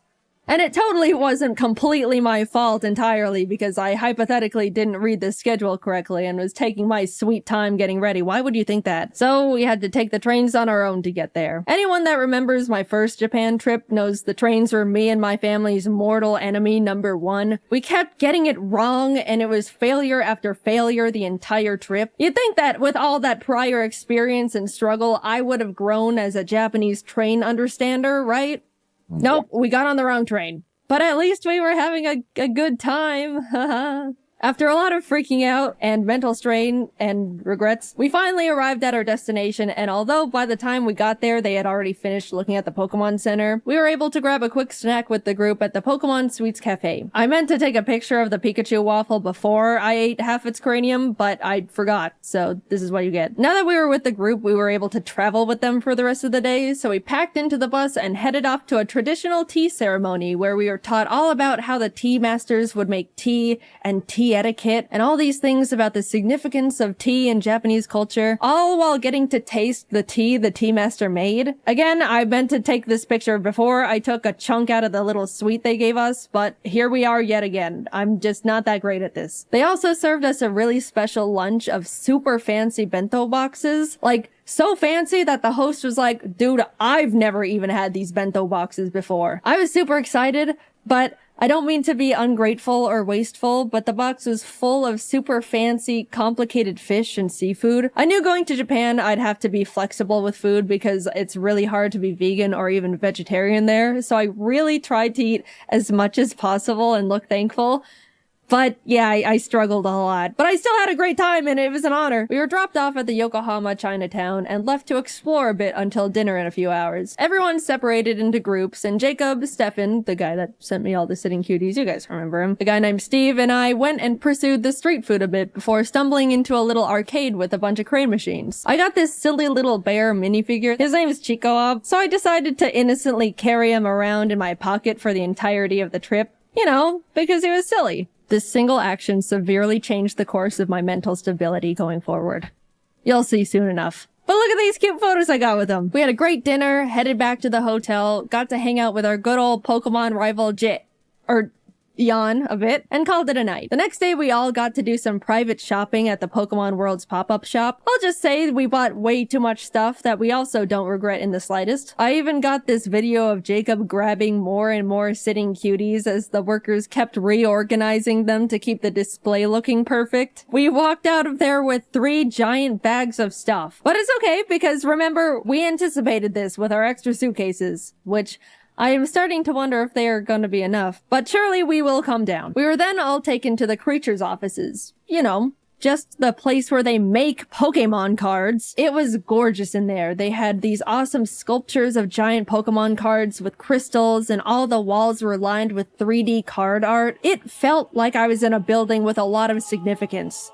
Because I was. We got a tour around the building, met the TCG card testers, and were able to ask them questions about their process. Even got to have a little Q&A session with Atsushi Nagashima, the game director of the Pokemon TCG. It was funny, one of the people in our group asked how they chose which Pokemon to make cards for. A good question.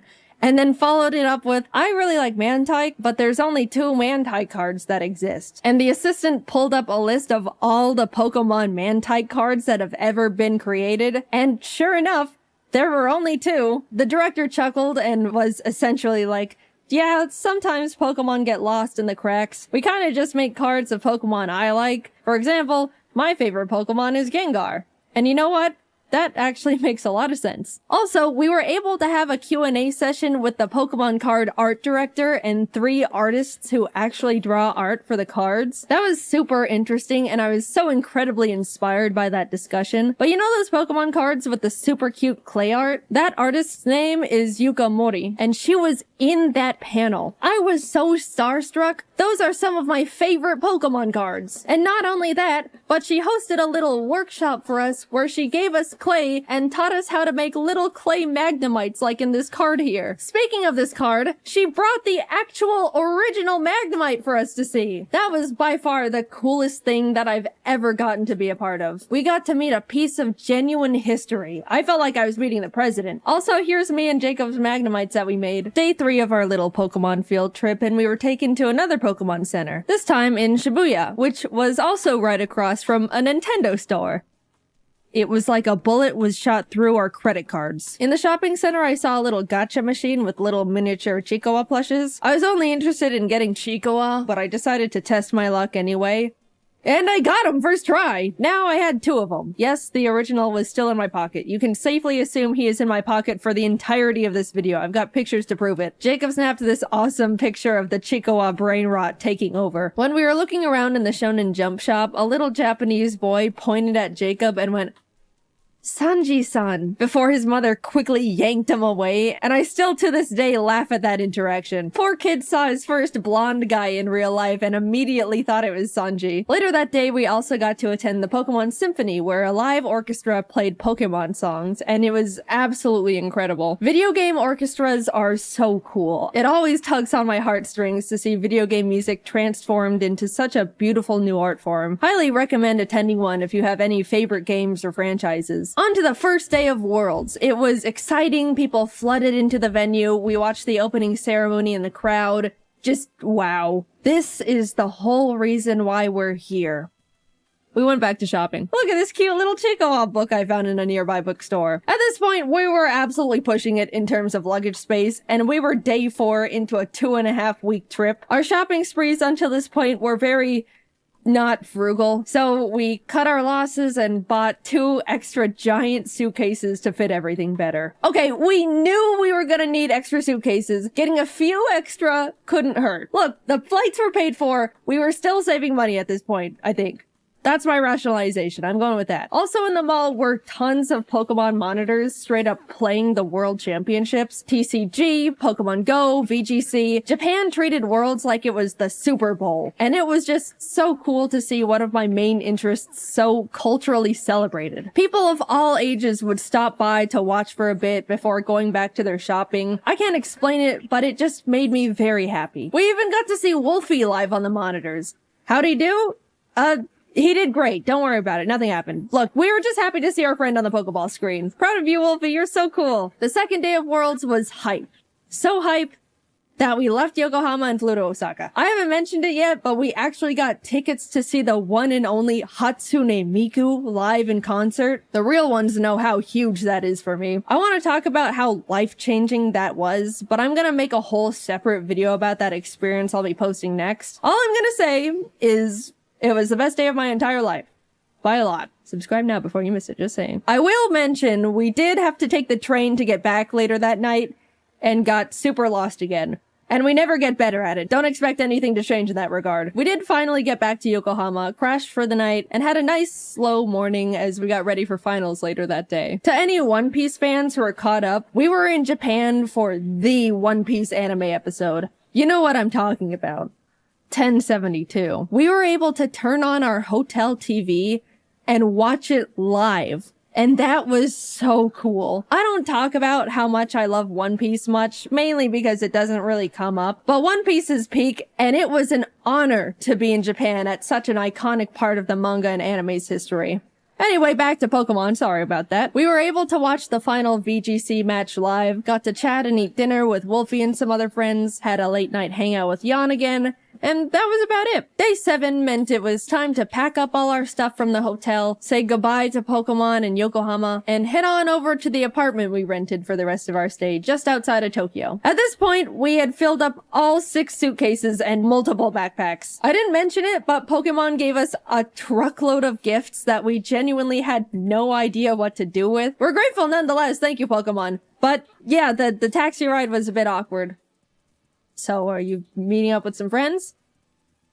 No. After we got situated in the new place, we decided to look around the area and grab some lunch. And I gotta say, the little hole-in-the-wall restaurant Jacob found was some of the best ramen I've ever had ever. They even made it vegetarian for me, which was extremely kind of them. Food modifying is a bit tricky in Japan compared to the States, so I was very, very thankful. And it was delicious. We then proceeded to do absolutely nothing for the rest of the day because we were exhausted from the trip so far. I haven't mentioned absolutely everything we'd been doing on the trip because it would be a lot of, first we did this and it was cool, then we did this and it was cool. Even though it was such a pleasure to be invited, I was so dead. And definitely looked super not approachable or friendly to the rest of the group by the end of it.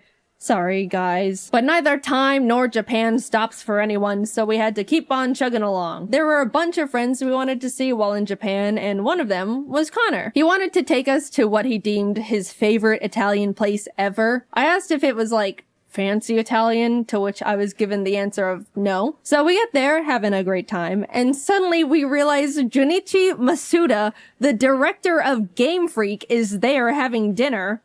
Not a fancy dinner, my ass. I then look down to see the Freddy Fazbear FNAF t-shirt that I am wearing. Not the best Jaiden moment to exist, but hey, what can you do? The food was phenomenal though. I already mentioned the best ramen I've ever had while on the trip, but this was genuinely the best pasta I've ever had in my entire life. Maybe even a top 3 meals ever for me. I don't know what the other 2 would be, but that Connor place is definitely up there. The next day we went to the One Piece store in Shibuya and bought a lot of stuff because there was a lot of topical and hype things in there, as you could imagine. If you don't get it, go catch up and come back. Don't worry, it won't take too long. My favorite character is Mihawk, but out of all the stuff the store had to offer, there were only a few stickers and a single keychain for Mihawk. I'm still mulling about that one. I just want more Mihawk. Is that too much to ask for? Even this guy got better merch. The world's greatest swordsman deserves better. I guess I'll just take my Zoro and Law stuff. That's cool too, I suppose. I also found a bunch of Chikawa stuff in a Kittyland store, and this is truly when you get to see where things start going downhill for me. I just like the funny little cartoon bear thing. What, is that such a crime? I don't remember what we did the rest of the day. I think we just crashed and passed out. This trip, as surreal as it's been so far, has been absolutely taking a toll on me, and I desperately needed to just not move or talk or exist for a bit. We were doing so many different things that were all awesome, and hanging out with so many different people that were all awesome. But man, I am not built for extended periods of that much excitement and socializing. As much as I would like to change this fact, I'm also not a very active person. I know. Up until this trip, I was practically sitting down 24/7, working all the time to prep as much work as possible so I could have a guilt-free 3 weeks off, and my muscles were definitely starting to decay at that point. I looked at my phone's step meter thing, and there was one day where I literally got 300 steps. That's pathetic. And suddenly, I'm logging over 20,000 daily. My body was screaming. What the hell are you doing out there? Please stop. Plus, we were in Japan during the hottest, most humid time of the year. Every time we left the air-conditioned luxury of a building, we would immediately be drenched in sweat. Look, I'm used to the heat. I grew up in Arizona, but even this was too much. So yeah, crash and burn it was. Tokyo Disneyland was a bit underwhelming. It felt like a slightly worse version of the one in California because of the oddly spaced layout and surprisingly empty vibe. We did go to a Stitch-themed show thing, and as we were walking in, a worker stopped us and said, "Oh, excuse me, Stitch only speaks Japanese," like warning us it's not super tourist friendly. But I just think the statement of Stitch only speaks Japanese is hilarious. We went in anyway, and yep, Stitch only spoke Japanese. Kazoku. Yeah, overall, it was not the best thing we did, but apparently, I didn't know this, Japan has 2 Disneys, Disneyland and Disney Sea, and we went to Land, which is unanimously deemed the worst of the 2. So, oops, better luck next time. Jacob and I took 2 more rest days where we just turned to Ash. Then up and at 'em, back to Osaka we go. This time we went to an Eve concert. Besides Hatsune Miku, the Japanese band Eve is the only other concert I've said I wanted to go see. I love their music videos they have for all their songs. It's always such beautiful animation. And by the way, they're the ones who sang the season 1 Jujutsu Kaisen anime opening theme, if you're lost. Earlier in the trip, Jacob just so happened to look up if they were doing a concert while we were there, and lo and behold, they were. He got some totally not scalped tickets, which turned out to be a super complicated process, so thank you, Jacob. You're the bestest friend I've ever had. Thank you for going through the trenches for silly old me. Anyway, the concert was so incredible. The atmosphere was fantastic. They had awesome visual effects going on. The glow bands a lot of people bought were perfectly synced to the music and colors on the stage, which really enhanced the experience. The music was great, which, I mean, of course it was. That was the whole reason we went in the first place. I talk about it more in the upcoming Miku video, but Japanese encores are so much different from the American ones. They're so quiet and polite. There was pretty much no screaming and cheering. It was just a long applause with a semi-whisper chant of "Encore!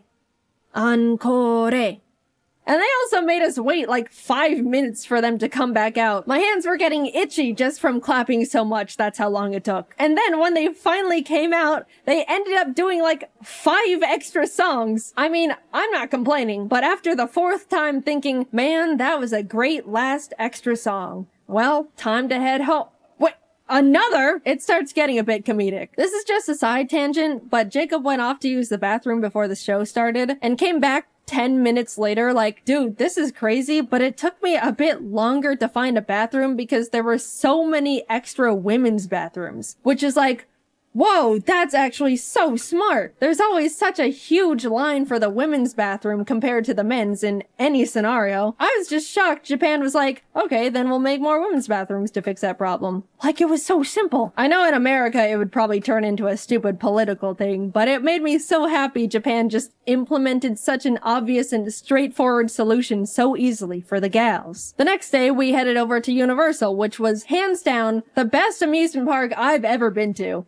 So they can do amusement parks well. First of all, Universal Japan is way more anime and manga focused than the ones in the States, which made it instantly more engaging for me. Jacob and I both agreed we would window shop for the first part of the day, and then buy all the things we wanted as we were leaving so we wouldn't have to lug around a bunch of bags all day. But we immediately saw a little One Piece shop and cracked. We just wanted to wear these One Piece headbands. That's rule-breaking worthy. We also got some towels because, surprise, surprise, surprise, it was freaking hot. I know I've been complaining about the weather here and there, but my lord, it was miserably scorching. Japan has such a big culture around staying cool while outside, and I totally get it now. People would be walking around with little fans, ice packs, towels. A lot of women had parasols. I'll say, if we didn't get those towels, we probably could have passed out from heat stroke that day. Later on, I even ended up getting another towel. It was a cute Pikachu one, but I got it mainly because it was a cloak design. After soaking that thing in cold water and putting it on, my body temperature instantly lowered like 5 degrees. However, that meant I was walking around the park looking like this. Back to the awesome stuff. We did a bunch of attractions like watch a fun 4D Jujutsu Kaisen show where the seats move around, went on a super cool 3D VR Spider-Man ride. We tried to cool down by going on a Minions thing called Freeze Ray Sliders that claimed to cool riders down with a blast of chilled mist from a giant freeze ray. But we got on and absolutely did not even touch a drop of the mist because it never ended up getting in range of our cart. That felt like an actual tragedy at the time. There were a few big roller coasters we wanted to go on, but I get super motion sick and forgot to bring nausea medicine, so no roller coasters for us, but I shall return one day. The park, of course, had a bunch of cool themed restaurants, one of them being a super cool One Piece restaurant. Did I mention I like One Piece? There also was a special Sanji one, but we didn't know you needed a reservation, so phooey. It was awesome though. I love One Piece. After a few hours of rides and being broiled alive, we decided to fully cool off by going on the Jurassic Park ride. That's just giant splash mountain with dinosaurs. We cooked in line for probably a solid hour, and as soon as we were literally stepping foot inside the ride, it started pouring rain. Now that's just not fair. I don't even understand how that happened, but whatever. We started buying all the stuff we window shopped for as we waited for the One Piece live show to begin. Again, please refrain from judging. I am being vulnerable and open here. By the way, as we were walking around, we stumbled onto a little Mario-themed show just out in a courtyard area. They played some fun little custom songs and had all these dancers alongside the mascots. And then out of nowhere, they started absolutely blasting the crowd with like gallons of water. I didn't even see it coming. It was like firefighters showed up to put out a giant fire, except the fire was a bunch of Japanese people. The time came and we got to file in for the special One Piece live show, and even though Jacob and I didn't understand a single part of it because it was all in Japanese, it was awesome, and the costume design was phenomenal. It was a bit unfortunate though, because the seats were all in like a half circle formation around the stage. As much as they tried to make the show enjoyable from all angles, it was pretty hard to see the main things going on in the center. My only true complaint though is that Zoro didn't come to our side at all. All the other characters rotated around so we could see them, but Zoro only did it at the very end to take a bow. Also, Mihawk being included would have been nice, but it's okay. By the time we got to enter Nintendo Land, it was like 9 p.m. We got up at 6 a.m. by the way, so we pretty much just rode the Yoshi's Island ride they don't have in the States and headed home because that's all the energy we had left. But even just seeing that, it was miles better than the one in the States. Also, we picked up a little dinner at the 7-Eleven near our hotel. 7-Eleven is actually awesome in Japan, by the way. And they had a few little Chicoa plushie keychains, and I bought them. Just being transparent here. We woke up early the next morning to catch our flight back to Tokyo and hurried over to the Kirby Cafe. Emily actually booked the reservation for us. She was meant to also be there, but she was only able to get 2 seats and gave them to us as a gift.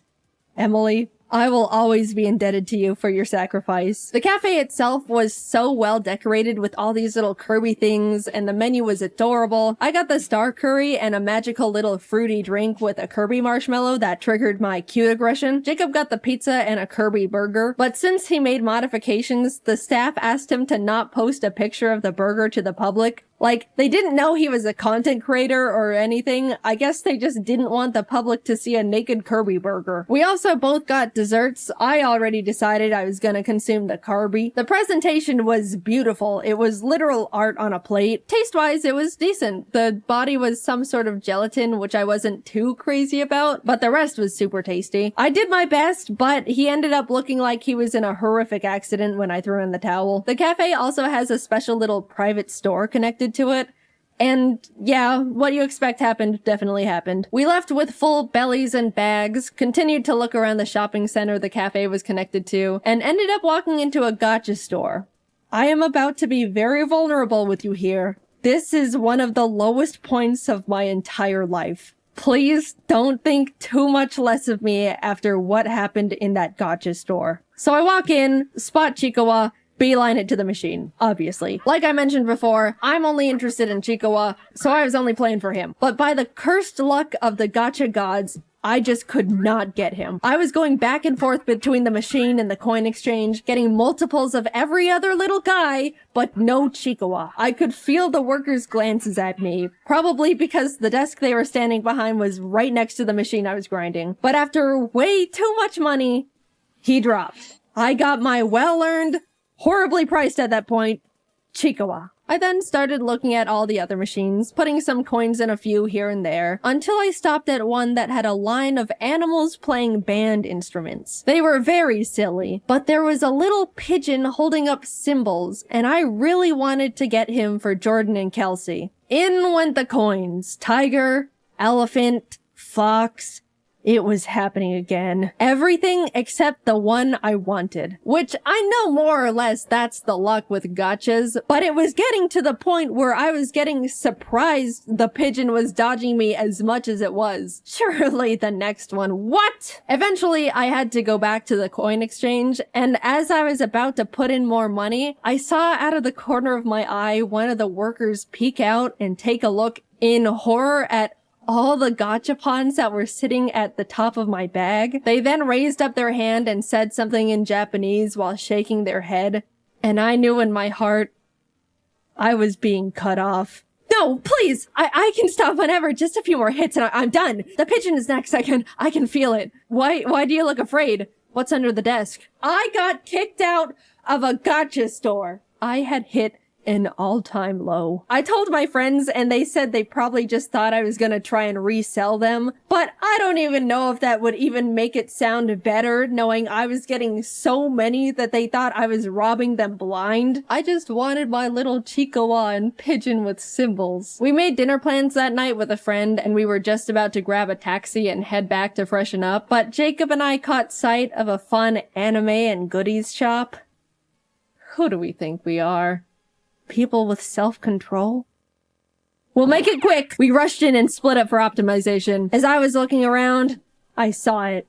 A whole section dedicated to Chikawa. It was like someone put a freshly baked pie on a windowsill, and I was suddenly floating over to it. My eyes were zoned in, making sure I saw every single thing possible, putting Chikawa after Chikawa in the basket. Jacob eventually came over and showed me a picture he took on his phone. In my tunnel vision, all my eyes registered was that the picture showed more Chikawa in the store. I immediately went feral. Where? Jacob's eyebrows went up in surprise and maybe a bit of fear. And as I looked at the photo again, I realized Jacob wasn't showing me a picture of a different Chikawa section. He was showing me a picture of me at the current Chikawa section I was standing in because he thought it was funny. And in my Chikawa brain rot, I didn't even register I was in the picture. I just saw more Chikawa and went obsessive.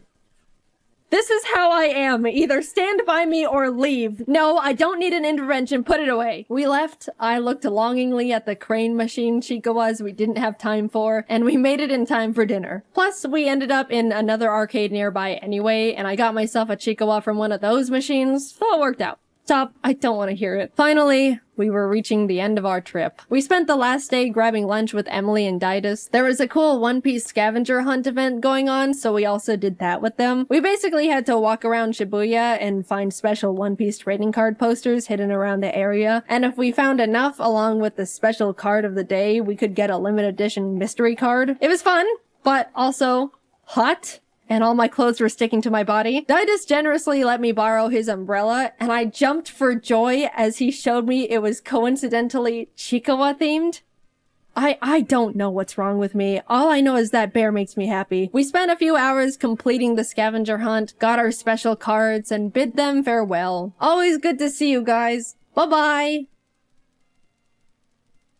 I accidentally stole Didus' umbrella. It looked so calculated. They knew how much I was obsessed with Chikawa. They'd been watching my Instagram stories. Follow if you want to see brain rot in real time. Emily, I have the Chikawa umbrella. I didn't mean to steal it, I promise. It's not what it looks like. Since we were leaving in the morning and wouldn't be seeing them again, they just let me keep it. But the side eye Jacob gave me the rest of the way back. I didn't mean to stop it! Getting back to the apartment, reality hit us hard. We needed just a few more suitcases. Again. In total, we ended up buying 6 extra suitcases to hold everything we collectively bought. And even then, it was a struggle making it fit. Jacob ended up going professional Tetris mode, perfectly fitting everything into the suitcases with quite literally no extra room to spare. We came to Japan each with a backpack, carry-on, and 1 extra big suitcase. And we're leaving with altogether 8 suitcases and 4 backpacks. We were lucky the taxi driver had a big enough car to fit everything because we didn't have much of a game plan if it didn't. Off to the airport we went, where we checked all of our excessive bags, paid a couple fees, boarded our flight, and headed home. That trip will go down as one of the best trips I've ever gone on. It felt like it turned into a celebration of everything that makes me me. All of my hobbies and interests, Pokemon, One Piece, at the last minute Chikoa. We got to do so many incredible things and were given so many opportunities I'd never even thought I could be a part of. I got to see so many friends that are normally so far away, ate some of the best meals of my life, and overall was just really happy, especially getting to spend it all with my best friend Jacob. By the way, if you wanted to know why in the world we got so many things, yes, a lot of it was for us. 90% of it all was for our friends. 100% of the Chikoa stuff was mine, but that's besides the point. If you want to see what we got them, also credit where credit is due, the majority of it all was from Jacob, because he's a great gift giver and even more incredible friend to the people around him. We're all nothing short of lucky to be able to call him our friend. You can go watch his Japan video. I assume it's already up because we had to animate a freaking 30-minute long video. My god, it was a lot. Thanks for sticking around. But yeah, I just had an unforgettable trip, and I owe the opportunity to the Pokemon Company for inviting us to Japan in the first place. I'm extremely lucky to be in the position I am and will be forever grateful.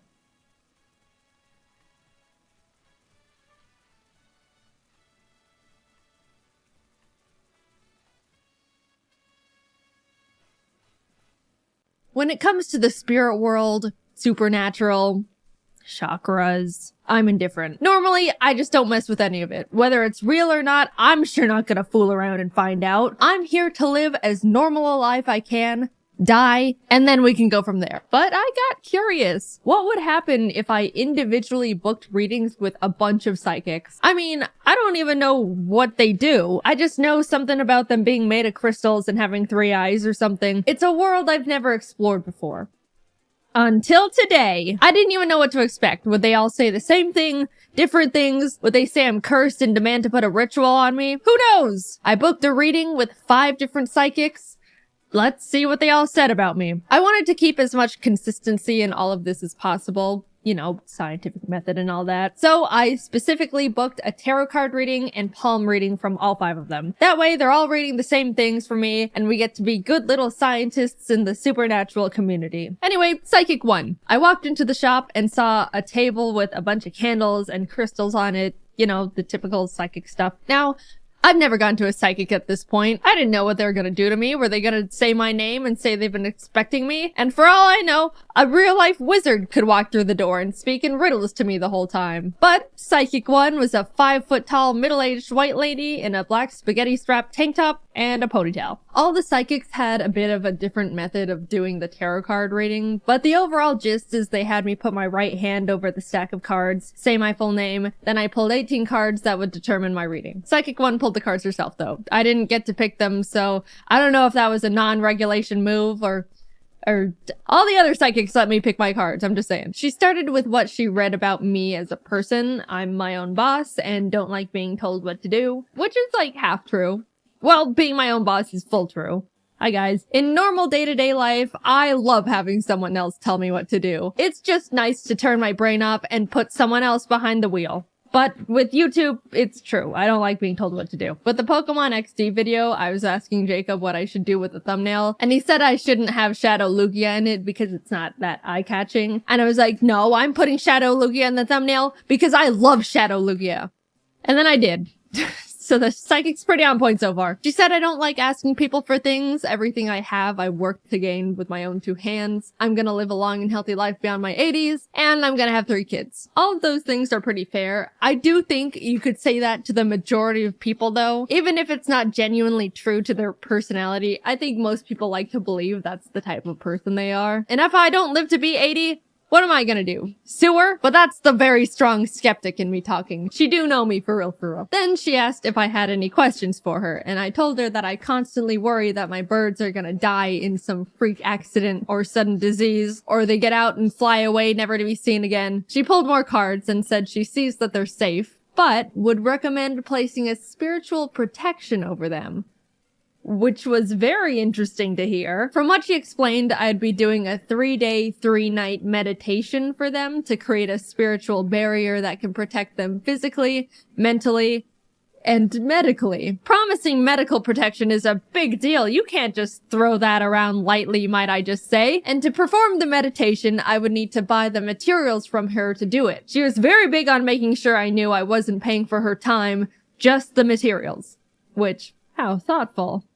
Until she dropped the materials would cost $427. Let's just do a quick rundown on this whole session so we're all up to speed. During this psychic reading, this lady learned I'm my own boss, am successful enough to run my own animation team, care very deeply about my birds, enough to pay a psychic $90 to ask about their safety, and all I have to do to fully protect them from basically anything and everything in this world is set up this spiritual protection for the low price of $427.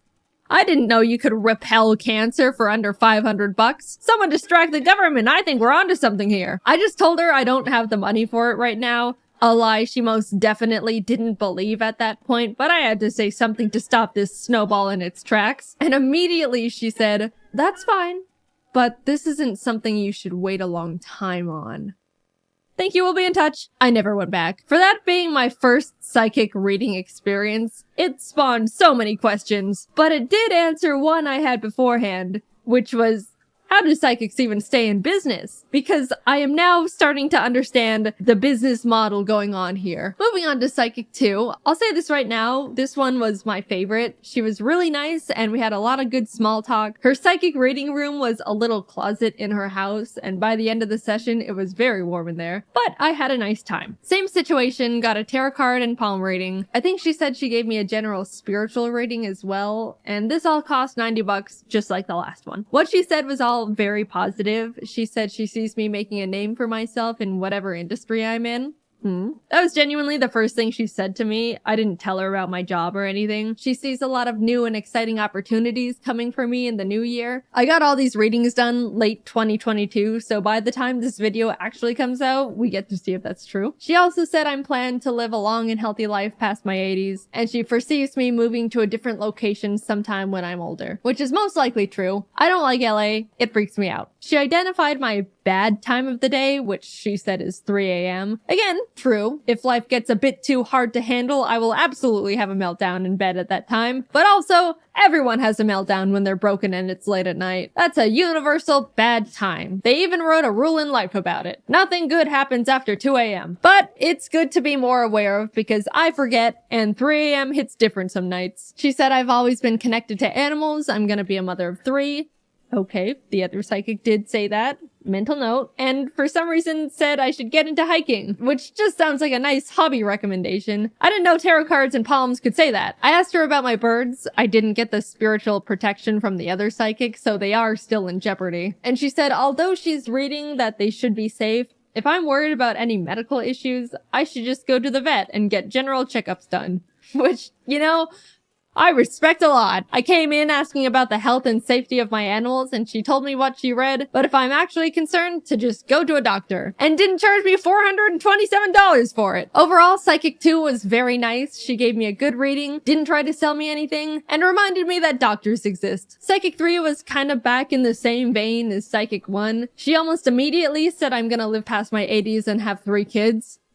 Alright. She said she sees me having good financial fortune and good opportunities are coming in the new year. But she also said in August, a man with a beard and or mustache is gonna approach me with a business opportunity and to be wary of him. And then, before I could even process that, she said I may be involved in a light car accident in the next few months, possibly a fender bender. This is the first psychic that was this blunt about straight up predicting things, and by the time this video comes out, those months would have passed already, so I'll add right now if I was in a car accident. She also said someone near me is gonna have a baby and that I'm gonna become very attached to it. And that's gotta be the most incorrect sounding prediction of all the psychics so far, because I am not a fan of babies. I don't like them. I think they are weird and unpredictable. I do not care who in my group of family or friends has a baby. I'm staying the hell away from it. She went back to reading me as a person, said I'm very trusting and to be aware of jealous people that are around me. In this industry, that's pretty fair. Then she said it seemed like I had a big purchase on my mind, to which I admitted there was something expensive I saw that I've had my mind on for a while. She asked what it was because she foresaw it being good for me, and I told her about the new giant Altaria plush that Pokemon announced. I don't think that's what she expected though, because she seemed to lose a little focus after that one.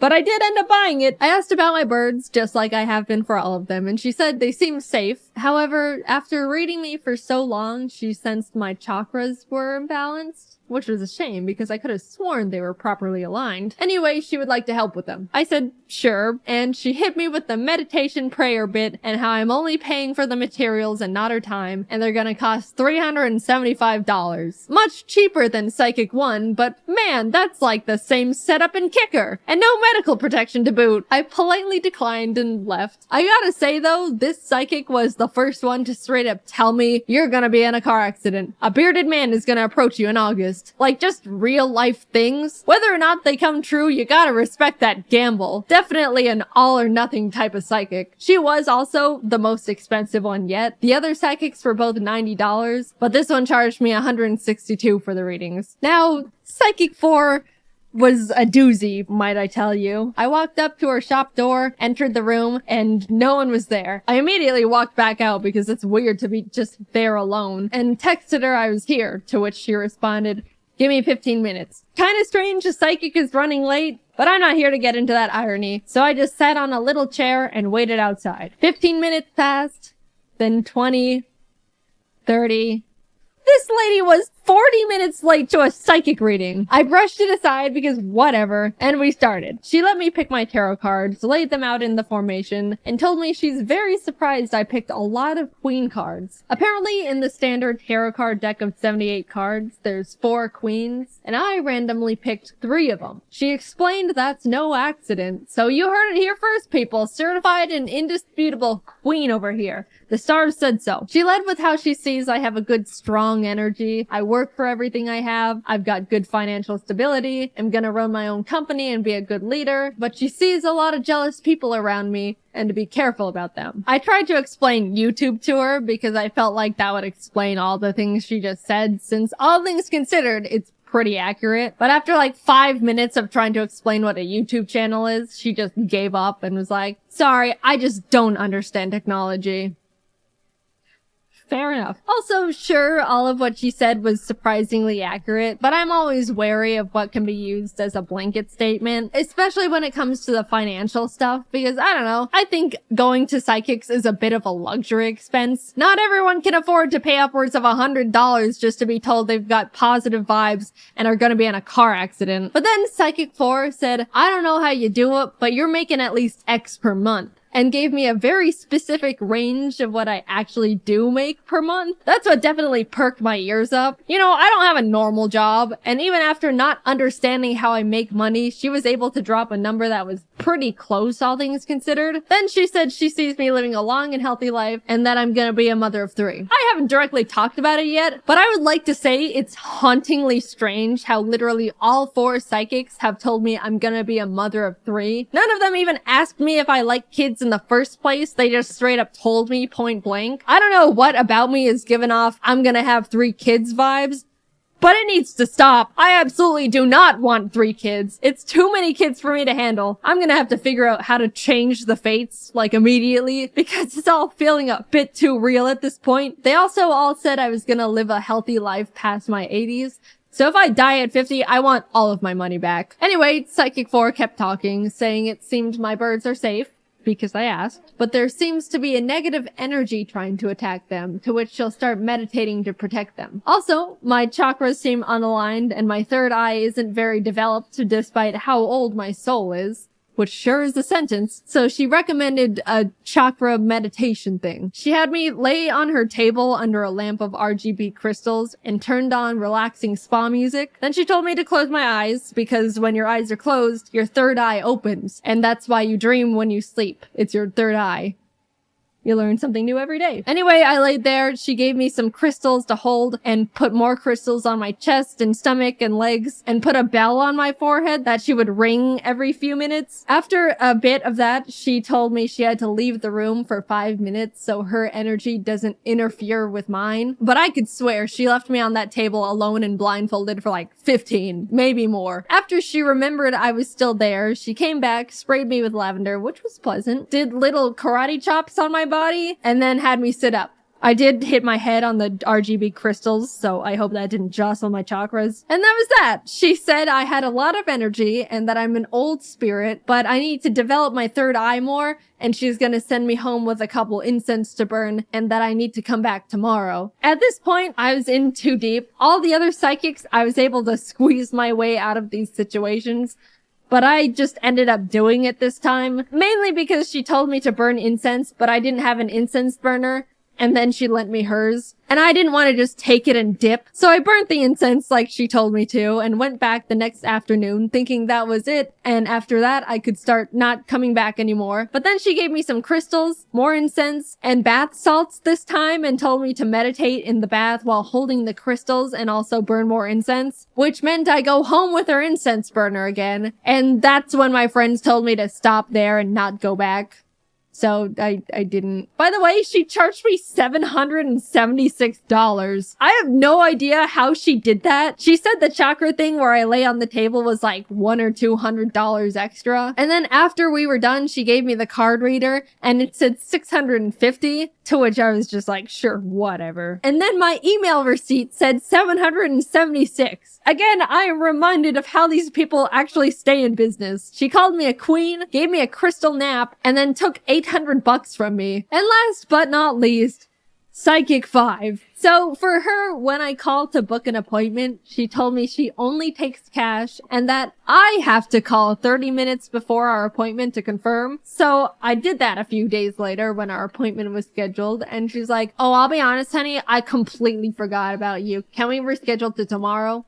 Which is like, first of all, how does a psychic forget? I rescheduled to the next day, but a few hours later, she called me back and was like, actually, I overbooked you on top of a different appointment. Can we reschedule to next week? And at this point, I'm annoyed, but again, I'm like, whatever. So we reschedule again. I called to confirm 30 minutes before again, and once again, she forgot. So I just gave up. Tell me how many kids I'm gonna have. And that was my psychic experience. I'm still pretty indifferent about all of it, but I can totally see how and why people can get super into it if they surround themselves with the culture. Whether it's real or I believe it or not, it was surprisingly nice to be told things were gonna be okay. I do think some of them can be a bit predatory on people at their low points, but hey, it's great to have my chakras rebalanced. Cool new guy alert! We made a super cute Ari pillow available now. Look at this big man. He is huge and super soft and awesome. Head over to JaidenAnimations.com to pick one up. I genuinely love him so much. Also, I've been streaming a lot more recently and wanted to say the influx in art from all of that has absolutely blown me away. Thank you guys all so much. I try to see all of it, but it's quite literally impossible. But yes, thank you. Alright, until next time, bye-bye!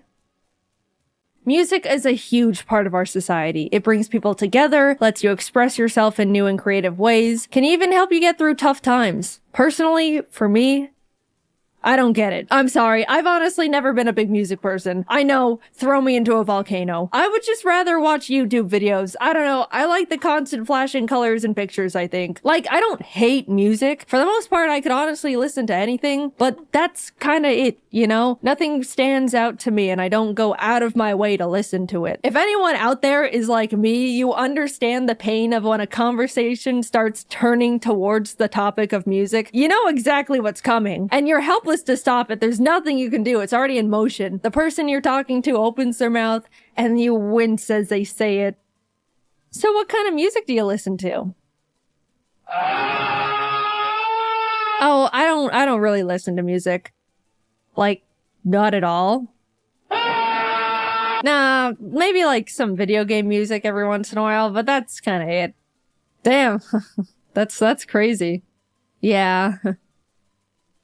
And after that conversational stumbling, the person starts talking about the music they like, and you have to stand there and take it. Oh, that sounds cool. I should give it a listen. You're just lying through your teeth, not being convinced in the slightest, and will immediately forget every piece of information they tried to feed you. Even if I wanted to look it up later, my brain goes, get this out of here immediately. We've got to make room for the 4-hour-long video essay about Freddy Fazbear. Basically, I don't connect to music the way the majority of people do, and no one, including me, is happy about it. Look, I've tried to contribute in my own way, but no one else listens to the Mario Kart Cheeseland theme in their free time. It's good. No one believes me. Now, on a completely unrelated note, a while ago I wanted to get into a hobby that was fun and active at the same time because I do not move if not incentivized to.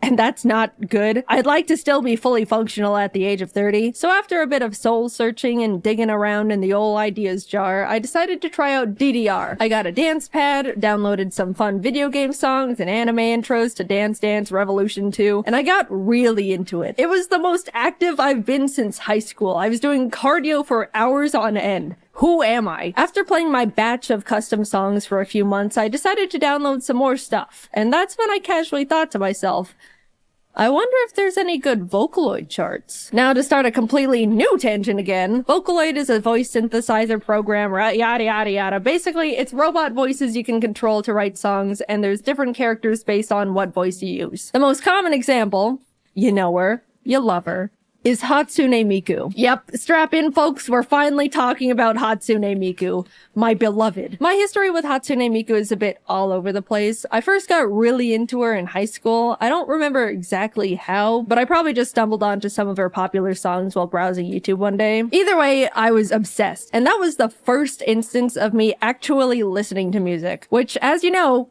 was groundbreaking. I loved Hatsune Miku so much that in my senior year of English class, the teacher told us to write a PowerPoint presentation about anything we wanted. Most kids talked about, like, ending racism or recycling or something like that, but I decided my presentation was gonna be about our girl, Hatsune Miku. You know, just as morally important as ending racism and preventing global warming. Of course, I disguised it as a presentation about our hologram concert's gonna be the future of live music, but it was really just an excuse to gush about Miku because I desperately needed that outlet. I was a lonely child. Honestly, I'm not even sure how I mustered up the courage to do that presentation in the first place, because as the shy art girl who never talked to or hung out with anyone, it was a bold choice for me to talk about something considered so strange and nerdy at the time. I started my presentation and immediately was like, oh my god, what the hell am I doing talking about a holographic Japanese pop icon in front of my normie-ass classmates? I regret every moment I didn't stop myself from getting right here. After playing Miku's viral World Is Mine performance for the class, one of the, like, popular girls was like, that was cool, can we watch another? And I thought she was making fun of me, so I just sat back down. As much as I loved Miku back then, my anxiety got the better of me, and I slowly drifted away from her because I didn't want to feel like a social outcast. It's a dog-eat-dog world when you're a teenager, and you know it. We were all just trying to survive out there. I'm sorry, Miku. I was weak. Fast forward to current Jaiden. I've grown up a bit, and more sure of myself, learned some life lessons. Am not surrounded by self-conscious teenagers 24/7. I'm now sitting here in front of my computer screen with a choice. Should I choose to yet again repress myself from pursuing a niche and uncommon interest because of self-conscious fears? Or am I gonna choose self-healing and growth and allow myself to fully re-explore the world of a Japanese virtual pop star to play DDR2?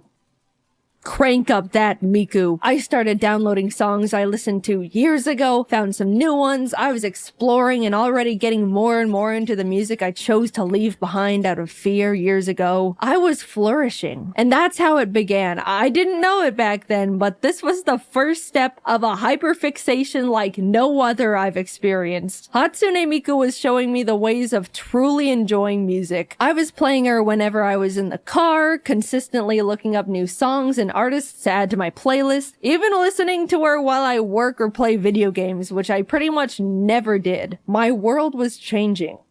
And it was all hers. This wasn't just the music either, it was straight up about Hatsune Miku. I've never been a figure collector, but I started buying so many Miku figures I had to get a custom shelf in my office just to display them all. Dude, it's such a double-edged sword to be into Miku, because the fan base is constantly being fed. New Miku this, new Miku that. Gorgeous figures are coming out like every month. What am I supposed to do? Not buy them? Every house needs to have at least one Miku. That's a feng shui rule. Also, a huge oversight on my part. When I got my Miku shelf installed, I wanted it above my computer. It turned out great and displays them really well, but when I'm actually sitting at my desk and want to look up and admire my figures, all I see is accidental upskirt shots and I feel so bad. I'm sorry, Miku, I'm not trying to disrespect you, I promise. It was a miscalculation on my part. So whenever I'm at my desk, I just don't look up. As most of you probably know, Pokemon invited Jacob and me to Japan to attend the Pokemon World Championships back in August. That was super fun, and the video of that trip should be up by now if I'd planned things correctly. If not, then oops. But Worlds also just so happened to overlap with Magical Mirai, also known as one of the biggest Hatsune Miku expos and concerts ever. We had to go. Since getting super into Miku, it became one of my biggest dreams to see her live in concert. Who knows if we'd ever get this perfect of an opportunity again? What if she invites me backstage and we became friends? I immediately tried to get tickets, but couldn't figure out how the Japanese ticket system worked, so Emily ended up having to help me out. She was also the one who told me about the concert in the first place, so thank you, Emily, my hero, my savior. We got tickets, but not actually, because if you don't know, the way Japan does most of their online ticket systems is through a gacha. Yeah, random lottery. No matter how much money I was willing to hypothetically spend to get these tickets, at the end of the day, we were all just like those little numbered balls in that bingo spinner thing. Months pass as I eagerly await our fate. Then the email pops up in my inbox. I click it, scanning it way too quickly to understand any of the contents until my eyes catch it. Successfully obtained tickets. We're gonna see Miku! Suddenly life had color again. This is what living feels like. Air tasted more pure. The sun was smiling, beaming even. I smiled back for the first time. Something smelled like toast. You have no idea how excited I was. I don't even understand why I love Hatsune Miku as much as I do, but she has become one of the pillars of my being. Let's jump to the day of the concert. Jacob and I are in Japan and are just about to arrive at the convention center. I remember looking out the window of the taxi, getting so excited to see people wearing their Miku shirts and kimonos, and they had Miku bags. I felt like I was finally around my people. We get there, walk into the convention center, and a blast of Hatsune Miku hits us. Giant Miku statues and posters, booths stocked with Miku merchandise, almost everyone dressed head to toe in Miku clothes. I saw people with Hatsune Miku suitcases to hold all the Miku things they were buying. I immediately wanted to run around and look at everything all at once. There were multiple times times where Jacob lost me because I just started walking off in different directions like a Miku moth. We spent a few hours looking around and buying things. We spent a lot of money, but eventually we started getting ready for the live concert. I was giddy with excitement at this point. She was gonna be right in front of me. We found our seats and dude, we were pretty damn close to the stage, especially for randomly selected seats. I couldn't believe how close we were gonna be to Hatsune Miku. I already knew going into it I was gonna cry frame one. If you didn't know, it's pretty standard to have special Miku glow sticks you can shake to the beat of whichever song is playing. You can even switch them to the coordinated color of whichever Vocaloid was on stage at the time. I've only learned about it from watching videos of concerts on YouTube thus far, and I gotta say, it was so fun to see people before the show warming up their arms and practicing their glow stick moves. They really take Hatsune Miku seriously, and I respect it so much. Some people were even quadruple wielding glow sticks. The record I personally saw was 6, like some sort of Miku Wolverine. It was a huge bummer though, because Jacob and I tried to buy some sticks of our own at the expo hall, but they were already sold out, so we didn't have any. And it was kind of embarrassing. Soon enough, the Miku songs the venue was playing started getting louder, and the house lights dimmed, and man, seeing the lights turn down and the teal glow of all the sticks emanating together to light up the room, honestly, it made me tear up. I don't even think I realized how much I loved Hatsune Miku until that moment. Being completely surrounded by people who love her just as much and more than I do.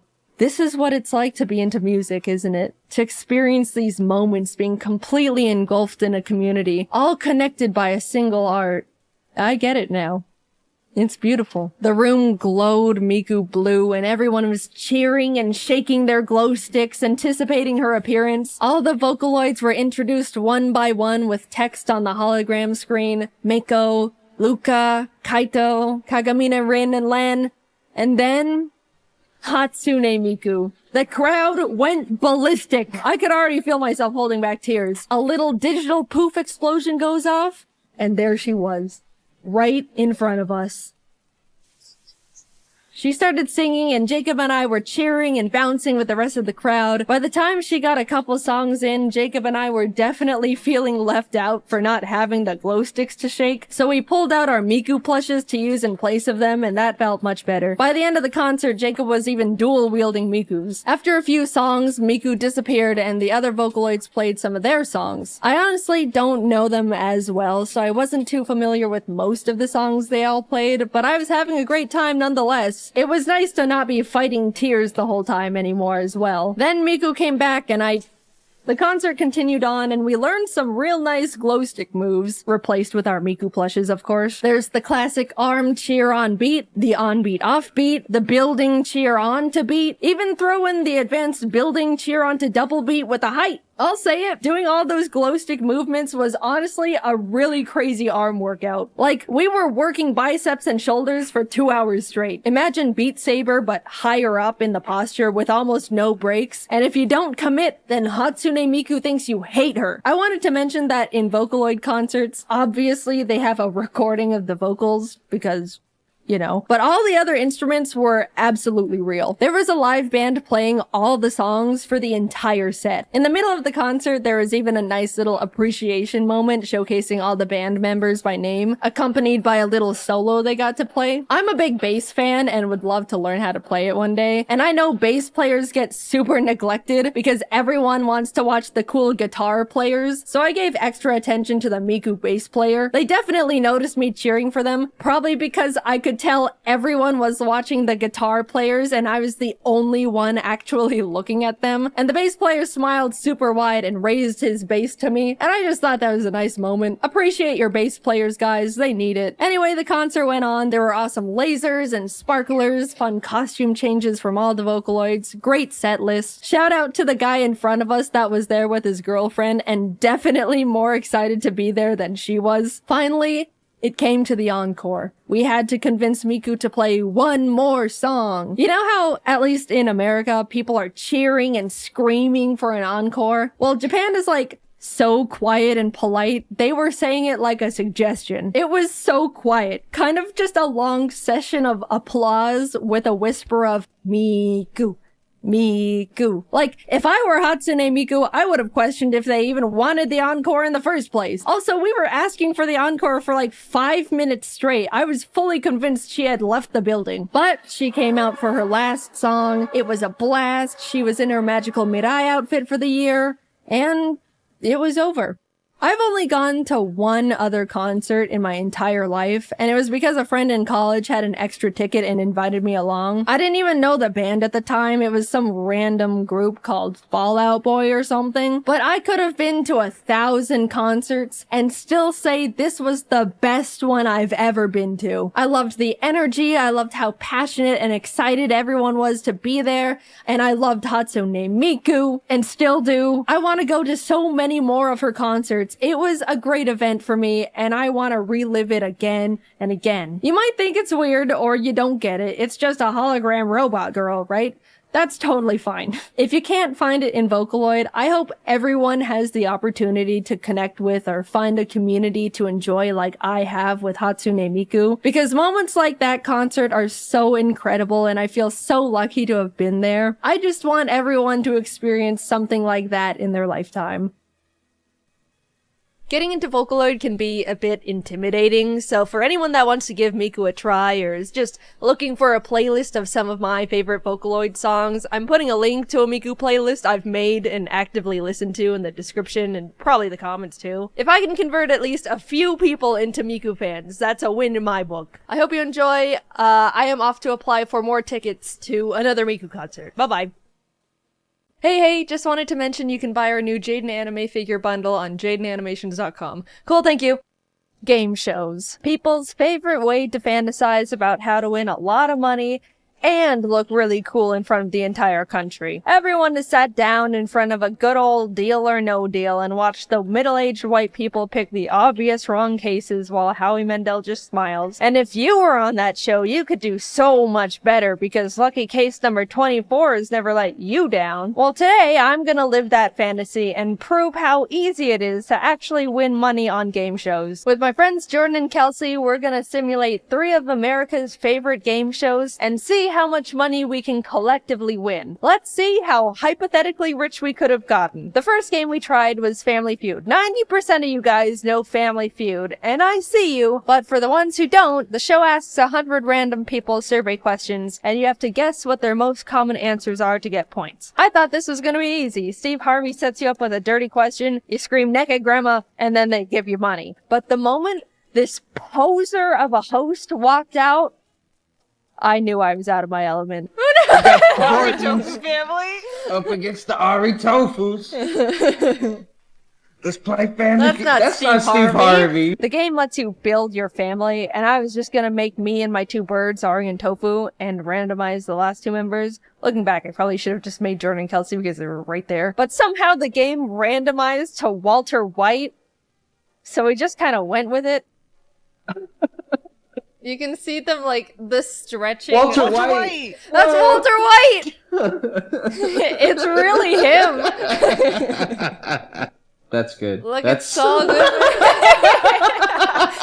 The prompt we were given first was, name a president whose face appears on money, to which we buzzed in Lincoln, and the opposing family, the Hortons, answered Roosevelt. And America must have been thinking the same thing I was, which was, wait, Roosevelt is on money? Because we got the higher score and got to keep guessing more answers. We very confidently punched in Washington, which was first, and then realized we didn't have any more guesses. Obama? After 3 strikes of wrong answers, the Hortons buzzed Hamilton, which is stupid because Alexander Hamilton wasn't even a president to begin with. Everyone who experienced 2015 knows that. Does that mean they steal all the points? No, if Hamilton. Well, like the he wasn't Alexander. It's time for you to score some points. If I know something, Hamilton is not a president. Like the Graham Bell. Alexander Graham Bell. No. They took all the points. BS. Name a president. Alexander Hamilton. Ding, ding, ding, ding. Here's all the points. America is so dense and uneducated, they are literally pumping wrong answers into Family Feud, and I am suffering because of it. Name a fruit. Hot dog. Going into round 2, we were down just a bit at 0 points to 96, but we swept the next prompt. Something that helps a baby go to sleep. Milk.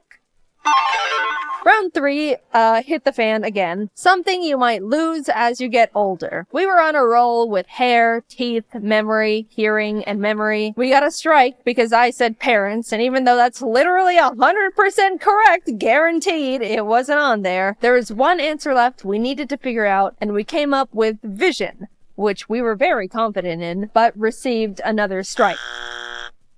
Flabbergasted. How is hearing on there but not vision? We threw out a half-assed walking, got our last strike, and it was given to the Hortons. Strangely enough, they ended up passing. Guess they couldn't think of anything. But you know what the answer was revealed to be? Eyesight. America is so lucky the Hortons passed on answering, because if they answered eyesight and took all our points again after we said vision, it would have started my villain arc. With a strong point lead of 224 to 96, we are now entering a double points round. What's something people alphabetize? Names. Soup. 4 Americans thought they were being funny in the Family Feud surveys, and I am yet again suffering because of it. So the Hortons can play, but they end up passing again for some reason. That family only alphabetizes soup. We tried music, children, we ran out of ideas and just said soup again.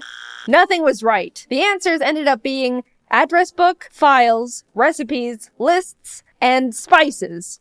Which spices I beg to differ. There's no way the typical American has curry powder and garam masala in the front. They have salt, pepper, and garlic powder, and everything gets shoved in the back until they die. So now we were on the last round, which was fast money. They give you one last prompt with one answer, and if you guess it, you get the chance to actually win money. Name something that runs on gasoline besides a car. I buzz in with a strong bus, which was incorrect. I'm not wrong though. I see you going to the comments. Google says a bus is a separate vehicle from trucks, cars, vans, lorries, etc. It is not any of them. That's what Google says. Lawnmower. Dude, whatever. All we proved was America's bogging down Family Feud with their stupid wrong answers. I don't want to win that dumb freedom money anyway. With $0 in our pocket, we moved on to The Price is Right. I've actually never watched this game show before, so I was learning as we went. 4 lucky contestants from the audience are given a random item, and the closest one to guess the actual price of it without going over, is selected to come up on stage and play more games to earn money. And I learned that even if I was one of the lucky 4 people selected, I wouldn't even get the chance to be on the actual show. The game gave me 6 chances to be the closest one to the price of the items, and I lost every single one. But hypothetically, even if I miraculously was the winner and taken on stage, I still would have won nothing. I tried twice for content and still ended up with $0. So we're entering our last game show of the day, and we've got a whopping $0 to our name after being on 2 of the most popular shows created. We really need to make this one count, because I am going to look like such an idiot if I was on 3 game shows and came back with 0 money. We walk out on stage. The spotlight finds us. Jeff Foxworthy raises the microphone to his mouth and welcomes us to Are You Smarter Than a 5th Grader? The show where you're given trivia children up to grade 5 are taught. Answer them all correctly and we could be leaving the show with $1 million in our pockets. But fail and you're doomed to know you're not smarter than a literal child who has to raise their hand to go to the bathroom. That's Jeff's favorite line to drop when people lose. He says it all the time. It's like his go-to roast. Every couple of questions, you have to pick a child they have provided to help you out. You're given the chance to either peek at their answer or copy their answer, but you can only do those once. They're like your child lifelines. I picked Jeremy as our first little buddy. I liked his enthusiasm, and he gave us a really good high five. The subject we chose was under 4th grade math, and the question was, how many lines of symmetry are found on the following shape? It showed us a picture of a pentagon. I accidentally thought it was a hexagon at first, which was not my finest moment. And then it glitched and never went away. We couldn't get the pentagon to disappear and literally couldn't read the multiple choice answers. Our thoughts were, since we wanted to punch in the answer of 1, Yes, I know, another not the finest moment. Look, I was stressed, okay? The Pentagon was freaking me out. I wanted to say 1. Surely they would have put the answers in ascending order, A being the smallest number, and D being the highest. So we locked in A, hoping it was 1. Lock in. Oh, man. Locking in. So, no! Let's restart. Let's restart that there, bro. First of all, 7 was completely the opposite of what we were trying to say. Second of all, we wouldn't have been right in the first place. And third of all, Jeremy ended up saving our hides. So besides being able to either peek at or copy your student's answer, if you ever get something wrong but the kid gets it right, you get to be saved and are still in the game. Like the rest of the lifelines, it can only be applied once, and Jeremy was here to be our Pentagon-knowing hero. Anyway, we restarted. That attempt, we weren't counting that one because that was just a practice round, and the forever-lasting Pentagon wasn't fair. It messed with our heads. But this one's for real now. Attempt 2 started and was going well. We ended up getting to the 6th question without any problems. But of course, as our luck would have it, we were given another glitched question where they gave us an image, and then we can't read the answers. This time the question was from 4th grade social studies. What is the shape of the following landmark? And then it showed us this. I didn't know what it was called, but Kelsey was sure it was the obelisk, and we could barely see that as answer C. Even though we were 99% sure we should just lock in C, I wanted to play it safe and copy our chosen student Alicia's answer. So we copied her, and Jeff Foxworthy revealed the correct answer, which was C, obelisk. Jordan, Kelsey, and I all celebrated because we were right, but in a very unfortunate turn of events, it was revealed that Alicia punched her answer in as B, pyramid. What, you little... Oh my god. Attempt 3. We really wanted to do 1 attempt each with the game shows because on national TV you've only got 1 shot to make your money. But I don't think there's ever been times on Are You Smarter Than a 5th Grader where Jeff Foxworthy tapes the obelisk to your face and makes you guess on while you're locking in. This time, I'll say it now, we didn't get any questions where the pictures perpetually blocked the answers. It was all a fair fight, and whatever we win on this try is what we're going with. And it was going well. Really well, in fact. 3rd grade animal science. Which of the following animals has 8 arms? Ha! Octopus. I knew that one. 3rd grade music. A symbol that represents the duration and pitch is also known as what? Musical note. Then we got stuck on 5th grade measurements. 9 meters is how many yards? I don't know that. I am an unfortunate slave to the imperial system. So we decided to copy Juliet's answer, which was 9.8. She was right. We got to move on, even passing the $25,000 benchmark question. That means if we end up flunking out from this point on, we still get to leave with $25K. Solid, but we're going for that million. By the way, I had no idea you could win that much money on this show. They could ask you, what's this? And then you say the color wheel, and then you can walk out with $300,000. That's absolutely bonkers. Anyway, we were getting far. Really far. 50,000, 100,000, 175,000, 300,000. We were still in it. The $500,000 question arrived. 4th grade inventors. Which inventors' improvements to the steam engine were instrumental in starting the Industrial Revolution? We didn't know. None of the choices seemed right, as in, we didn't know who any of them were besides Benjamin Franklin, and I don't think he did that. After a lot of back and forth, we decided to guess on Robert Fulton, which was the wrong answer. We were out. But then we realized we still had hope.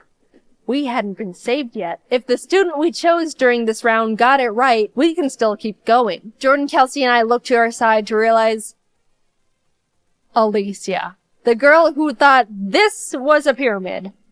We're doomed. We had no more child lifelines left. Where was Jeremy when we needed him? She reveals her answer.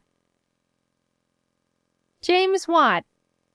She was right! We were saved! You were just saved by someone who needs to raise their hand to go to the bathroom. Jeff, we made it. We got to the $1 million question. Apparently, they tell you what the subject is gonna be, and if you don't want to take it, you can still walk away with $500,000, which is very generous. But the catch is, it's not multiple choice. You have to submit your answer yourself. Which, being real, if I was really on this show, I would just be like, all right, cool, see ya, and settle on the 500,000. Are you kidding me? That's $500,000. I've proven enough here. I'm going home now. But for the sake of the video, we went all in. The subject was earth science.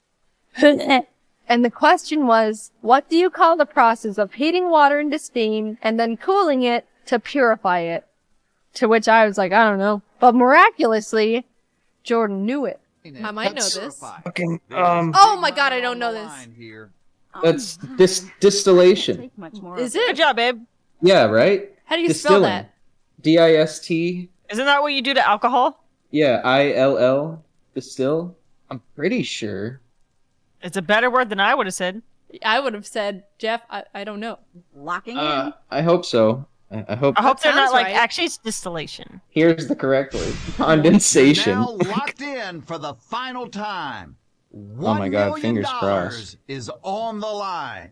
Everyone First in of the all, audience crossed their congratulations for arms at the getting same to the end of the time. line. They're It's not pissed. easy. You will lose $475,000 and walk out of here with $25,000 is still a $25,000. juicy amount. That's a good amount. Like, I'd still be happy. Like, very happy. Me too. No, I'm sorry. No? What? What is What it? is I can't believe what a moron I am. You're this not is a my moron. bad. Show us the What- correct answer, please. I swear to God. We were right. We were right. I We were knew it. right. No. We won that million. I don't care what the game says. We won that $1 million fair and square. It's distillation, not distilling. Shut up, Jeff Foxworthy. Go back to making barbecue sauce. So let's see what we made. Family Feud? Nothing. Price is Right? Wouldn't have even made it on stage. Are You Smarter Than a Fifth Grader? Hypothetically, $1 million. I'm happy with that. Thanks for watching. I wanted to mention again, we're selling a really cool Jaiden anime bundle that includes a new figure, vinyl record with Japanese and English versions of our Rise Above song, Ari cards, stickers. Go to JaidenAnimations.com and follow our shop Twitter at Jaiden Shop for updates and sneak peeks on what we're working on. Alright, thanks for letting me shill. Bye bye. Do you ever think to yourself, man, why is it so hard for me to just do the things I need to do and focus and remember things and manage my time and be organized and remember things and not get sidetracked? Ha! Yeah, me neither. When I was a kid, I was pretty much the picture-perfect depiction of a good student. I was well-organized, always turned in my work on time, got good grades. I even did my homework on Fridays instead of procrastinating until Sunday night. Sure, I didn't like studying and found it hard to focus during it, but who didn't? Saying all those qualities put together, that doesn't sound like the brain of someone with any kind of attention deficit hyperactivity disorder, does it? I was well-behaved, didn't feel like I struggled much in school, and didn't cause any trouble. That is, up until I moved out of my parents' house for the first time to go to college. Gradually, I started slipping. I began skipping classes a bit when I just didn't feel like going, would wait until the last moment to start classwork, and lost a lot of motivation because I wasn't interested in any of my schoolwork. But overall, even though it was pretty out of character for me, I chalked it all up to the fact I was simply over going to school. At the same time, my YouTube was really kicking off, and all I wanted to do was that. Of course, I wasn't gonna be as good of a student when the silly YouTube videos were doing numbers. I finished a single year of college and convinced my parents to let me take a gap year to see where this YouTube thing can take me. Spoiler alert, the gap year turned into me never going back. I'm a college dropout. So great, I've eliminated the boring school part of my life that weighs me down. Now I can go back to being organized with my new exciting passion job, which entails being my own boss and having to manage and assign myself all of my own responsibilities 24/7.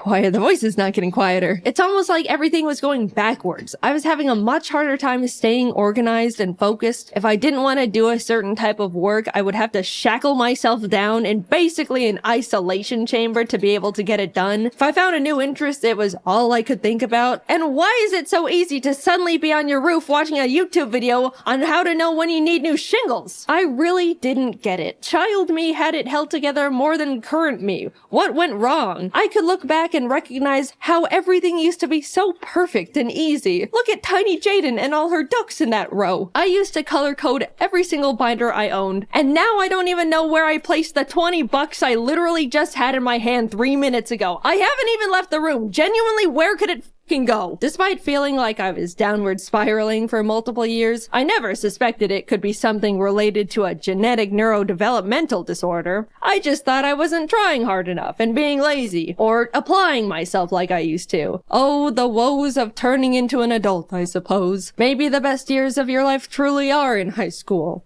How upsetting. I didn't even enjoy those either. But then one day I got a text from my brother. I got diagnosed with ADHD. It was a pretty big surprise for me because growing up, he never really seemed to show any of the typical symptoms you associate with ADHD. You know, people would always describe ADHD to me as super hyper kids who would run around the room and scream and generally be a lot. That wasn't my brother. He was quiet and well behaved like I was. But when he started explaining his symptoms, the gears started turning. Yeah, I've always struggled a lot with focusing in school and having things hold my attention when it's boring. But like, I could hyperfixate on things I'm interested in and get really passionate about that stuff. Hearing him talk about his personal symptoms of ADHD made a lot of sense, and I felt very freshly educated on the topic. And you'd think that I would immediately start looking into getting a diagnosis for myself, because if you were paying attention, my brother's experiences all sounded very similar to the same struggles I've been having in my own life, but related to work instead of school, because I dropped out. But nope, I was just like, good for you, bro. Happy for you. Or, I'm sorry, I don't know. Anyway, back to struggling to simply open up my drawing program as if 2 blocks of iron were welded to my wrists. Imbalance of brain chemicals? Nah, this just happens from time to time. It's normal. Just the laziness kicking in. I hate Mondays, am I right? Even though I didn't instantly think there was a possibility of me also having ADHD, the mental seed was planted. It's genetic, so I knew subconsciously it ran in the bloodline. It took a few years after my brother was diagnosed for me to really sit down with myself and consider that I, too, could have ADHD. Shocking revelation, I know. Foreshadowing, where did you come from? Things in the focus and productivity department were just getting worse and worse. I had the attention span of a cartoon dog, would completely forget things as soon as they entered my head, would hyperfixate on random stuff like an addict, and there was constant civil war happening inside my head to get one thing done, even though I knew it would only take like 15 minutes. You don't understand.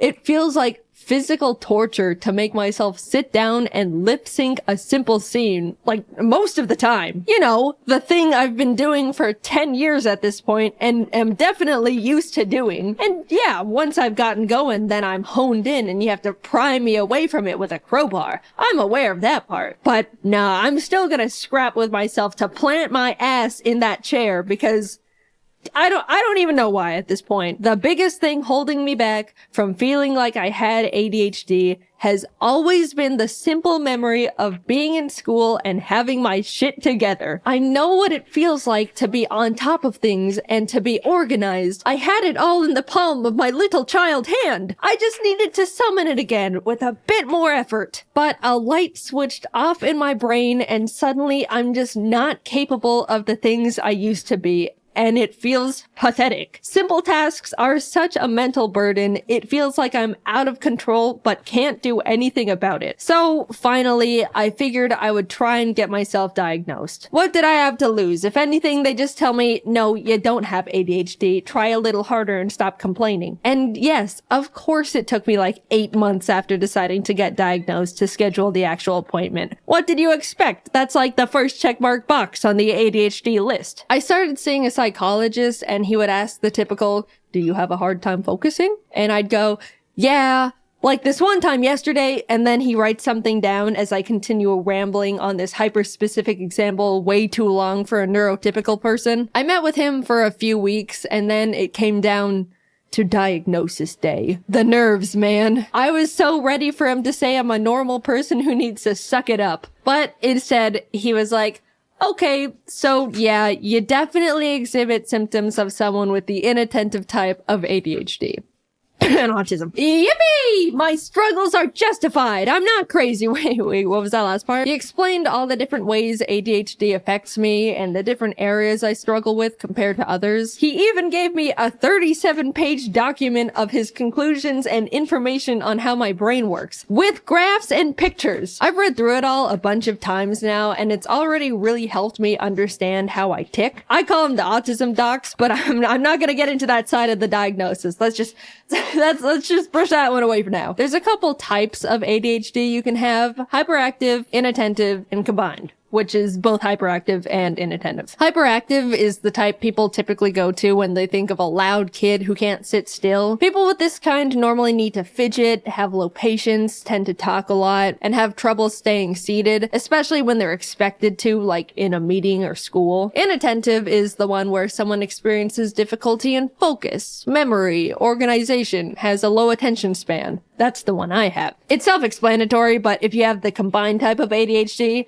then you got it all. ADHD jackpot right there, my friend. I brought up during the appointments that I used to be such a good kid in school with seemingly zero ADHD symptoms, and how that part has always confused me. And he had a couple hypotheses about it. One, since my mom has always been a big source of my organizational influence, I was able to depend and lean on her for the majority of my school life for it. I felt like I was naturally capable of staying on top of things because she was right behind me the whole time, reminding me and guiding me through stuff. So when I moved out, everything started crumbling, which lines up pretty perfectly to when I did start struggling. Another explanation he gave was the fact that ADHD affects women differently than men, which is also less researched. Love to hear that one. Not only do women tend to be able to mask their symptoms better than guys, so it goes much more unnoticed, but they also experience ADHD differently. And research says there's a chance it can just start affecting women later in life. I'm no ADHD scientist though, that's just what I've been told by specialists. I don't know, I've just got the dang thing. Either way, those two explanations make a lot of sense to me and have since put my weird ADHD imposter syndrome to rest. I didn't really think that getting a diagnosis would change much about how I go about my life, but since getting my ADHD certificate and lollipop, it's completely revolutionized how I think and go about getting things done. It's still hard to get my ass into gear when I need to do one normal thing that's not difficult, but I'm much less hard on myself and will strike almost like these kinds of mental deals to loophole myself into getting things done. Like, for example, if I really don't want to edit a video, I'll say to myself,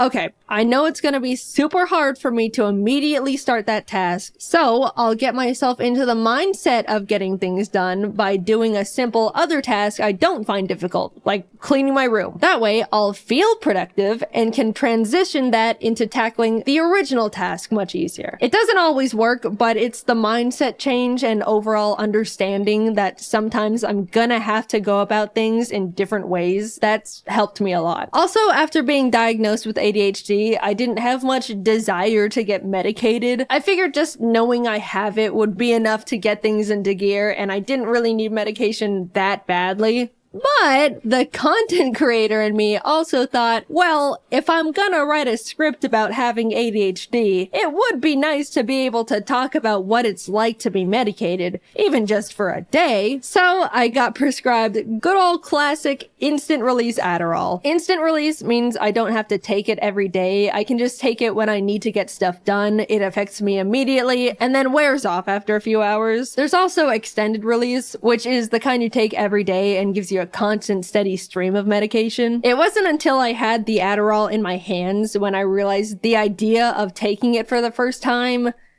made me nervous. Like, what is this thing gonna do to me? I have so many friends with ADHD, honestly a higher ratio than friends without it. That's how it goes in content creation. All these MFs have it. They were all telling me that it's awesome, how you'll take it and immediately feel like a god, and you can do anything and it's incredible. And yeah, that sounds great, but also like, what the hell?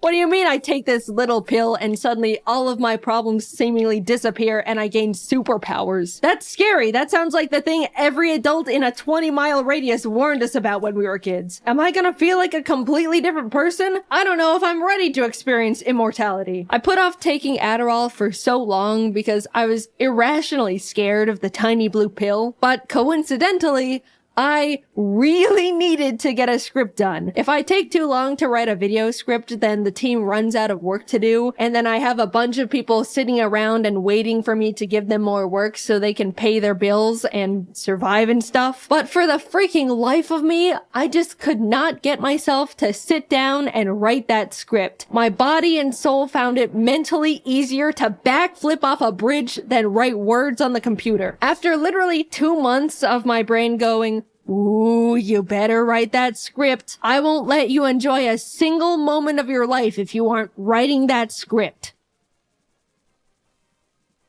I don't wanna. Get up, go to the bridge. After that constant loop, I finally swallowed my fears and took my first Adderall. I had talked to James a lot about what Adderall is like since he's been on it for a few years now. And after I took one, I was messaging him like, I did it. I ate an Adderall. How long does it normally take to start? How do I know? What do I do? And he was helping me a lot and giving me tips. Then, like 20 minutes later, I felt it. All the non-stop thoughts going on in my brain went silent. I could think clearly and in like a line. My mind wasn't racing a mile a minute. I was able to sit behind my laptop and write. It was incredible. I was messaging all my friends about it the entire time. I can write my script and not get distracted. I don't have to take a mental break every 10 minutes. I can remember things. Kelsey sent me a message and I thought, I'll check that in a bit. And I remembered to check it in a bit. And respond! When I opened a new tab to look something up, I didn't go down a random unrelated rabbit hole. I picked up my phone to check something and didn't impulsively scroll Twitter for an hour. I can write words so easily. How am I doing this? What do you mean I can feel like this whenever I want if I just eat the tiny blue pill? I refuse to believe regular people can function like this on a day-to-day basis. No way. It wouldn't be fair. You guys don't have loud, non-stop voices in your heads preventing you from doing normal things? Come on, just admit it. You can't pick something up and immediately keep remembering what you were supposed to be doing with it. You always forget and feel crazy. Come on. Come on. I was so suspicious that on Adderall, either nothing would happen and I just wouldn't feel anything, or I would feel like I'm a totally different person experiencing some higher than life manic episode. But no, I just felt like myself, but with my shit together. And that's the part I couldn't believe. After 2 months of war, I finally was able to plant myself down and write my damn script. You wanna know what script I wrote while experiencing Adderall for the first time? This one. I was struggling to write a script about ADHD, and the thing that finally pulled it out of me was Adderall. Come on, you gotta admit that's funny. Yeah, it was great. I didn't think my head was loud before, or I was that impulsive, or had that hard of a time focusing. But now that I've been able to peacefully sit in one spot for hours and not need to take a break, or check social media, or get distracted by some stupid tangent I don't actually care about, yeah, this changes things. I still can't believe what I was able to accomplish. Writing a script in 3 hours. Compared to my typical 12 hours. AKA one mediocre thing with no struggle at all. And you want to know what I did right after I wrote this script? I immediately got up and cleaned the bird's room. Without rotting in bed for 3 hours beforehand. I just went from one task to another. Without thinking about it. All you neurotypical people must be thinking I'm literally pathetic and useless. But I know my ADHD brethren are out of their chairs right now hearing that. I'm not standing before you all to give you scientific data and information on ADHD, or diagnose you, or even promote prescribed drugs. I'm just here to talk about a big and recent experience in my life, how much of an impact and effect it's had on me, and how awesome feeling normal is. Seriously, being able to take a deep breath in mental silence is incredible. Cherish that feeling if you don't have a neurodevelopmental disorder. It took me 26 years to realize my woes were not actually woes, but symptoms of brain chemical deficiency. I'm writing this video, all things considered, pretty recently after being diagnosed, and I'm still trying to learn how to rebuild my life in a way that lets me optimize my productivity and get things done at a normal level. But so far, I've come so much further than I thought I could simply by knowing what's going on up there in the old noodle. And Adderall. If you're on the fence about being diagnosed with something, I get it. It's scary. It's scary to think you might have it, And it's also scary to think you might not have it. It's an odd place to be. But for me, having a concrete answer from a professional is what got me to finally stop feeling stuck in place and actually start moving forward again. It's been great. I'm excited to keep learning more things about how my mind works and find new ways to improve my day-to-day life. Cheers to getting normal shit done. In case you missed it, I have new merch! For a limited time, you can get yourself a new and improved Ari plush and a completely new soft Ari jacket. I love both of these products, and up until June 23rd, they could be all yours! If you miss it, you'll never know how fluffy and pillowy the jacket is. Oh, it's like a cloud. Or how cuddly and friend-shaped the plush is. Plus, it's a great way to support both me and the team while we continue to make animations for you. Check them out at JaidenAnimations.com. Thanks for watching the video, and good luck simply existing to all my ADHD brethren out there. I'm right there with you. I believe one day you'll respond to that message in your inbox. Hang in there. Talk to you later. Bye-bye. Where are we going? We're going to VidCon. Yay! Woo! We wanted to record the sign of Welcome to California because we're in California now, but we were busy watching Treasure Planet. Yeah, we just looked up like, oh, there it is. 4 minutes now. Now, if you can get around this Except practicing. Playing Tetris in the car, even on a phone, he's still pretty boss. Windmill Forest! Look at him go. Keep it up, friends. You're doing good. Low-key. Oh, hello. Just got in the hotel. This is pretty cool. And then they gave me a bag. I don't know what's in it. A bag, and it says Tumblr, even though I don't have a Tumblr. Oh, I got a camera? Wait, what is this? Yeah. Not for me. Look, here's the camera. You should film on that now. So there's like stuff in here too. There's a Tumblr hat. Ooh. Here, wear this for me. I have a Tumblr. That's, yeah, you deserve it more than I do. Alright, we're gonna find people. We're gonna do it. James is wearing my hat. Yes. Because I'm not worthy of it. We're gonna go find the squad. This is gonna be awesome. Yes. It's happening. Oh my god. We got our passes. Fancy, fancy. I'm not supposed to be in this area because it's public, but I mean, whatever. Don't tell anyone. Shh, shh, shh, shh, shh. We're trying to find Tony. We're on the phone with them. This is hype. We're so close, but so far. right? Tony! Are you Oh my god, I am vlogging. Oh my god. Oh my god. It just found us. Oh my god. What's your name? You're the first person we ever met here. Like, we just got here like 5 This is so real. Yes. Tying a shoe. And we found Dan! Yay! Now we don't know what to do. Don't walk away from us. I look right in the sun now. I can't see anything. Oh, there it is. Perfect timing. That's for you guys. I already ate. Yeah. Let's go find somewhere to sit. We couldn't find a spot to eat. So we're sitting in grass. Like peasants. Right, we're talking about. This is James's room. There's VidCon over there. I can see You can see VidCon from here. James, explain. Oh, you can see someone in the thing there. Oh god. Ooh, spooky. Oh. James, explain what just happened in the elevator. So I was bleeding out of my hand, just because, I was, being a weirdo, just messing around. And then Jax Films, just went in the elevator with us, and, my hand was all bloody. I was like, oh, hey, I really love your videos. And I was like, I make videos too, it's whatever. And, I told him. And I was, really worried he would, try and shake my hand, and I'd be like, but he didn't do that. Yeah. I'm So gonna we agree with that. talked to Jack, and Tony wasn't there. Oh, yeah. Sorry, Tony. I don't like these people. Are these things $1,500? The world may never know. The world may never know. Look who's here! Oh, it's not as big as... Yay! We're in James' room. And we got the bags. The bags.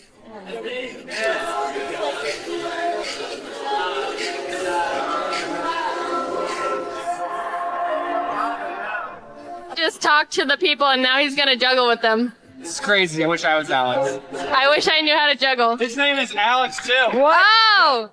Leaving the animation squad for the Alex squad. Go, Alex! Oh! And when I say Alex, I mean both of you. Tony here? We don't know where Tony went. He's gone forever. What?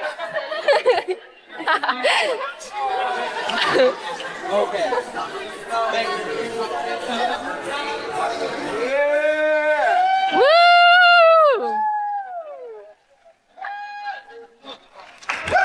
Explain your emotions. It was a very weird view. Confess your love for your favorite YouTube star. Captain Sparkles. Captain. I love you, Captain. We're all taking a break because we're really tired.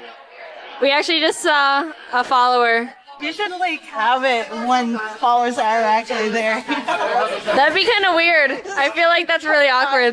Like, oh, hi, nice to meet you. Shoves camera in face. I'm gonna film you, and then I'm gonna film Mark and Jack. But we're getting food. We're getting food. It's at the cool kid lunch table. Yeah, we're in the backstage because we were able to get in.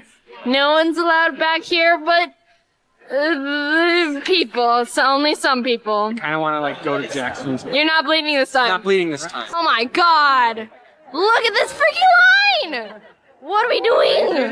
This is crazy. Oh my god, I don't know what I'm doing here. Down. Oh my god. Who's that? Dashing Asians. Oh my god. Oh my god. Oh my god. Oh my god. Dom, what do you have to say? That's me. Hi, I'm Jaiden. Face reveal, face reveal. Jaiden face reveal. Oh shoot. We're taking a break from VidCon. That was crazy. We signed for like 2 hours almost. Yeah. Ah! Oh, it's slippery. This is all ice.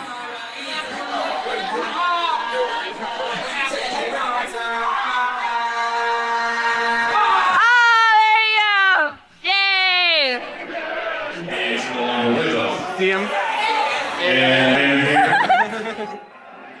It's past my bedtime. Who let us in here?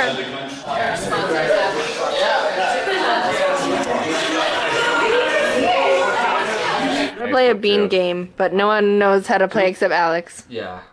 He's trying to explain, but no one understands. Tony's been boozled. Bean boozled. Double bean boozled. Yeah.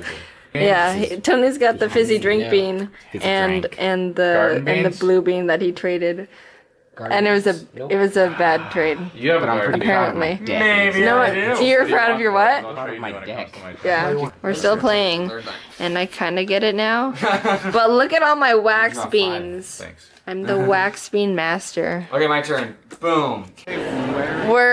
We just walked into all the meet and greets because we have good passes. James is on the hunt for Captain Sparkles. He's having a meet and greet sign thing right now. I don't know who. I don't know which number. We don't know where it is. Like we just walked in and people let us. Hey. Oh, hi. Oh, hello. We're gonna find Captain Sparkles. One of these days. You probably might have even walked past him. Yeah, we actually haven't been paying attention. We'll find him. The hunt is on. There he is. And where is Cool Cat? There he is. He's right there. Oh, we also stole some Sharpies. We didn't mean to. We didn't know it was his. So we're waiting. Yeah, still waiting. Still waiting for Captain Sparkles. While we waited, we built this nice tower. Hope to wait. Yeah, we hope he likes it. It comes out soon too. Yeah, we've been waiting for a while. I hope because James is being nice. We literally have the passes to go up and cut everyone in line, but we have morals. But like it would also be awkward to like everyone in the back of the line too.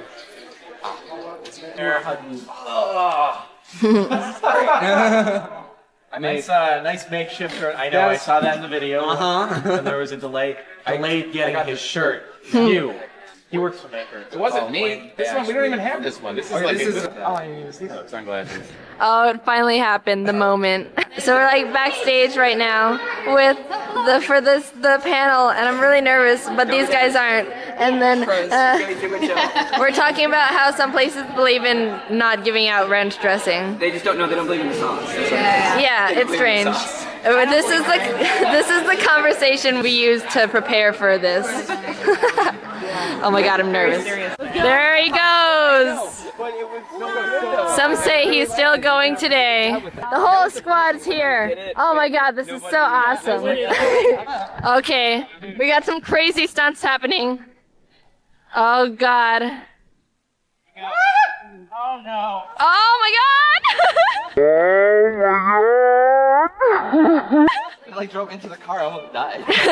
I asked him if he was gonna jump over this, and then he said yes. Oh my god. No, oh no. Oh! Yeah, dumb. I will now jump over the arrow. Oh, that was close. Oh! I concede. Oh, the champion remains. Sack the M&Ms. Oh, fail. I want to kick it. Ah! Twice. Oh, shoot. Look what's happening here. This guy with 2 million. What do you have to say? Student becomes the teacher. Oh my god. The lowest point of Dom's life. Is it good? It's great. That is the best shoe tie I've ever the shoe felt. tie 10 out of 10. I actually want him to redo the other one. Look who we just ran into. Oh my gosh. It's so good to finally. I never even like met them before. And then like, oh my gosh. It's like, oh my gosh. Oh, it's so awesome. Almost 2 years working with you guys. We finally got to meet at VidCon. I know. Oh my gosh. Awesome. Yay. We're about to go to Disney. Yay. We're eating food. Oh, I thought you were gonna give me a... Yeah. James is on his, what, 4th orange juice? I paid $6 for this OJ. He's getting his money's worth out of orange juice.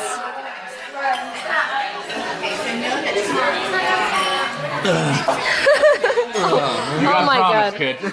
Okay, so I paid for orange juice. It was $6. I was like shocked. Upsetting. And I like drank like 5 glasses of orange juice, and then they didn't charge me for it. It's true. I know it's hard to believe, but it's 100% true. Wow. You just chugged 5 cups of orange juice for nothing. It was for nothing, Tony. It was for nothing. You're all so far apart, I can't get you in the shot. We just got to Disney. Oh, we're not taking a picture? Oh. I guess you can take a picture. Okay, so people will screenshot that. We just got to Disney, and now we're gonna have fun. This is our last day together, squad. This is my fun face. How beautiful it is. Oh, we're in. We're in the most magical Disney place on the earth of Disney magic. What? My friend's over here, look. See, oh, I tripped on the railroad tracks. Minnie. Mickey's all right, but Minnie is an excellent cook. Minnie's a babe. Yeah, she's a total hottie. Ship Alex and Minnie. Say what you want about everyone else, but Malix. she has some nice ears. Look how cute. Oh, yes. Okay, we can go. That's all I wanted. If you just walk out with that, then I don't think they'll stop you. They're like, wow, look at that. Oh my god! Ah! Oh, I caught it. Here you go. That didn't happen. Cut that part out, Jaiden. We're here. Disney! Look at a horse! No, we're looking up. No, I'm zooming in on the horse. Hold on. Film me getting on the horse. Film you without permission. Film you getting on the horse. Film you stealing a horse at Disneyland. I would die. So much fun. Oh, it's so much fun. Oh my god. Oh my god. Alex is filming. Oh my god, behind the scenes. Oh my god, Disney. Behind the scenes of behind the scenes. Oh shoot. Vlogception. We just learned some secrets about Jaiden. Yeah, we're gonna get on It's a Small World, and the only reason we're going is because when I was little, I cried on the entire thing because I was scared of the dolls, so we're just gonna see if I cry again. He thinks, well, we got a bet here. Yeah, I think. Oh yeah. He thinks she's gonna cry. Put in the comments, hashtag is Jaiden gonna cry on, I don't know, it's a long hashtag. James are gonna cry together. Oh my god, it's happening. Jaiden gonna cry? I feel it building up. Oh no! Memories just coming back. The flashbacks are happening already. We just got off the ride. They have frozen stuff. I only cried a little bit. She didn't cry. I told you guys. I believed in Yeah. her. Whoever thought I would cry. All the haters. You all owe me $5. Ha! Yay! So we're at the Cheesecake Factory. Alex left. It's just the three amigos. Cookie dough. Cookie dough. Cheesecake. Get it? Yes. Ready for this. They have not been to the Cheesecake Factory Oh before. yeah, neither of us. Never been here, yeah. And this is their first experience of heaven.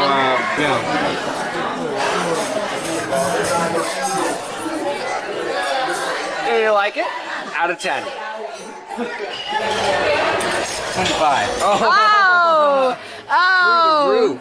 It's kind of blurry. It tastes like cookie dough though. Like, Yeah. now you're gonna narrate. Is it good? Like cookie dough with like chocolate chips in it. Yeah. That's kind of what it is. But it's still good, right? Yeah, this is good. Yay! Who doesn't like cookie dough? So I'm editing the vlog for the VidCon trip.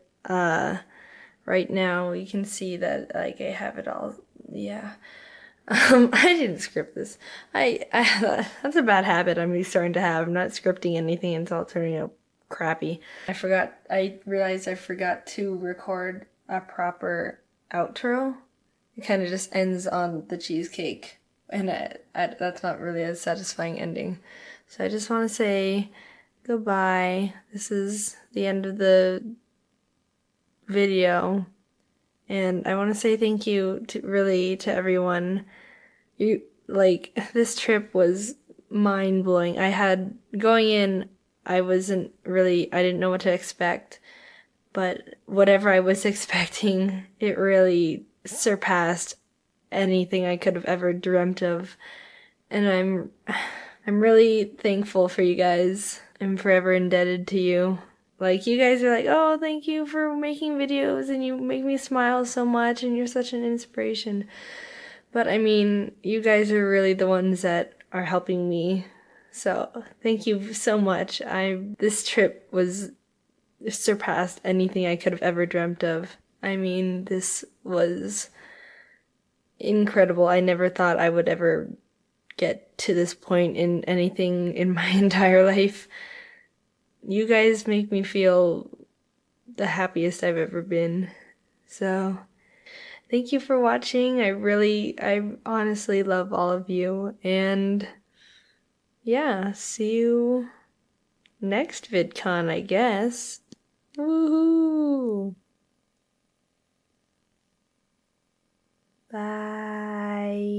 Bye.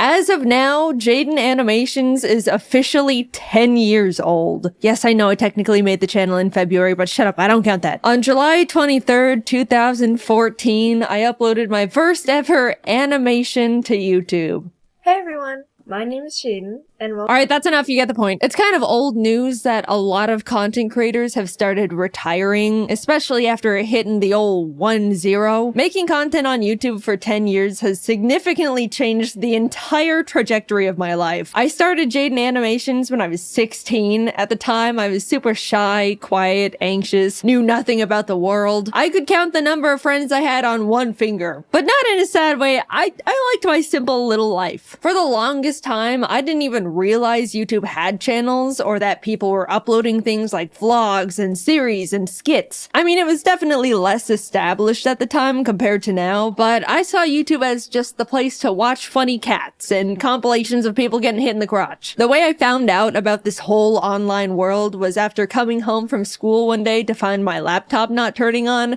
Meaning, I couldn't play Minecraft anymore. We've all been there, it's tragic. To satisfy my desperate Minecraft hyperfixation, I typed Minecraft into the YouTube search bar to see if anyone just so happened to upload any Minecraft-related videos.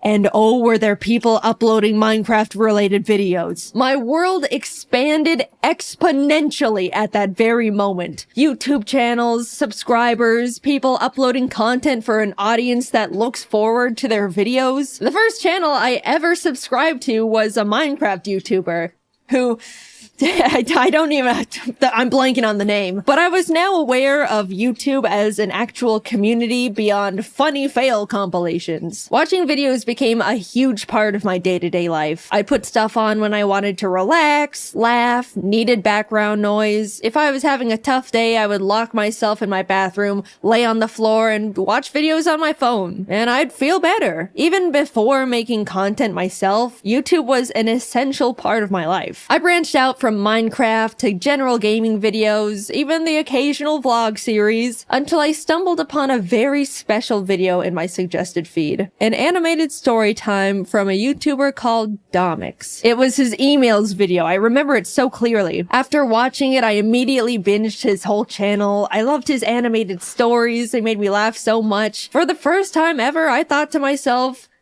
I want to do stuff like that.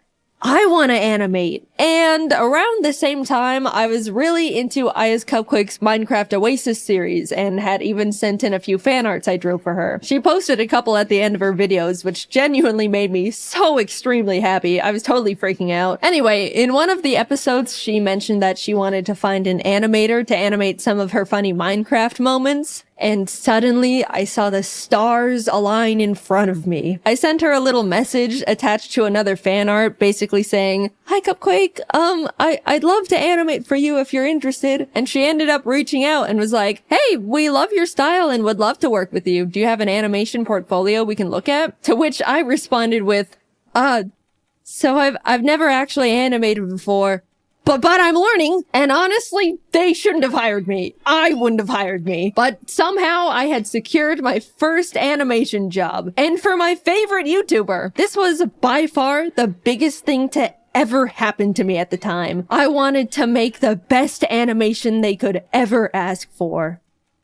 Now, I just had to learn how to animate. No joke, I literally typed "how to animate" and Adobe Flash tutorial into the YouTube search bar. That's how I learned. No class or school or nothing. I vividly remember opening Adobe Flash for the first time and wishing I could just skip forward in time to when I already knew how to even use the program because I was so confused. Humble beginnings, what can I say? And honestly, that's all it takes. People ask me all the time how I learned to animate, how I do this and that, what program to use. But you already have the biggest source of free online information at your fingertips. Just type whatever you want to learn into the search bar and people will literally teach it to you, no strings attached. While working on the animation for Cupquake and her husband Red, I talked to them about how I also wanted to make YouTube videos, that I wanted to animate little stories but was too nervous. They were both really supportive and encouraging, saying they'll put a link to my channel in the description of the animation to help me and stuff. I'll be completely honest, if Cupquake and Red didn't hire me and offer to help give me that initial push to start a YouTube channel, I wouldn't have made Jaiden Animations. Like I mentioned, I was quiet and soft-spoken. I didn't even get picked on because nobody knew anything about me to bully me with. They had nothing. In what world would a tiny little 16-year-old dust mite of a girl feel confident enough to start an animation YouTube channel where she talks about her life? Especially for what would be a single-digit amount of people for who knows how long. I'll tell ya, she does it in a world where she feels encouraged and inspired by the people she looked up to. There's so many timelines where none of this ever happened. So much had to come together just for me to start. And against all odds, it did. I finished the animation, they posted it, and I spent pretty much the entire month reading every single comment. Everyone loved it. It was doing really well. I remember messaging Cupquake a giant soppy thank you paragraph when the video hit 1 million views. By the way, the entire animation was made on only 3 layers because any more would make my brain confused. I genuinely cannot believe they hired me. At the same time, I posted my very first video as JaidenAnimations, introducing myself and announcing that I'm gonna try out making animation videos. It's funny looking back at because if you don't know all the context, you'll watch my first video and be like, who is this dumbass talking to? She just started the channel. There's no audience yet. The shout out Cupquake gave me in the description gave me the boost I needed to shake the second thoughts. I gained 2,000 or 3,000 subscribers right out the gate, and ever since then, I wanted to keep making more content, and I was really, really excited about it. I made more animations for Cupquake for a couple of years alongside posting my own stupid little videos until eventually parting ways with them to focus entirely on Jaiden Animations. Working with them was amazing, and those animations did overwhelmingly well at the time. Like, I look back and am still shocked. I apparently peaked with that damn 2014 FNAF animation. Come on, Nuzlocke. Surpass it, please. Free me from these shackles. By this time, I was in college now, and even though I wasn't able to post very much at all, things were doing really well. I remember sitting on the top of my dorm bunk, secretly celebrating hitting 100,000 subscribers, a milestone I was beyond thrilled about, and honestly was my biggest goal at the time. Somehow, my roommate ended up finding out about it and immediately told every single person on our floor, which embarrassed the hell out of me. But at the same time, I was sheepishly proud of myself that people thought what I was doing was cool. Along with new experiences, for the first time ever, I was making online friends and becoming part of a growing little animation community. Cypher Den, Tony V Toons, Lightsen. I even stumbled onto James randomly after being recommended his ASMR video. I specifically remember going through his channel and thinking, I can't believe this guy doesn't have more subscribers. He's so funny. And well, would you look at that. After finishing my first year in college, I ended up talking to my parents about taking a gap year to see where all this YouTube stuff could go. They were, of course, hesitant at first. Making videos on YouTube for money? Can you even do that? But eventually agreed and have been my biggest fans ever since. I was officially doing YouTube full time. I don't really know what happened, but a few months later, James started blowing up. In our little animation group chat, we were like, whoa, James, congrats. What's happening? And he was like, I don't know. Oh my God. And then I started blowing up too. And suddenly the entire Storytime animation community was rising and thriving. It felt like we were strapped onto a rocket heading straight for the stars. People really loved watching Storytime animation. We went to our first ever VidCon and there was a whole line of people that wanted to meet us, which is a crazy experience for our first convention ever. Since then, everything has kind of just been history. I kept posting, obviously, met new people, made incredible friends, started building my own animation team, learned a lot about the world, but most of all, being on YouTube forced me to grow thicker skin. I'm sure most of you can relate to some degree. Mindless hate, online arguments, people nitpicking and speculating that you're actually a horrible human being. Because of how normalized posting content is now with TikTok, Instagram, Twitter, YouTube, I'm sure everyone has gotten their fair share of the hate hammer, but 10 years ago, it was pretty much only big online personalities who were familiar with it, and it comes at you pretty fast. Suddenly, you have to figure out how to hide your personal information and tell family members to private their Facebook accounts, which they don't know how to do. Scary emails come in, uncomfortable comments, lots of uncomfortable comments. I got doxxed one time because someone speculated I was a narcissistic liar because I claimed to be shy and introverted, but would get loud sometimes when reading scripts. Also, fun fact, I never planned on being public with my full name, but the reason it got leaked is because my old high school published an online article about my channel and dropped the full government without my permission.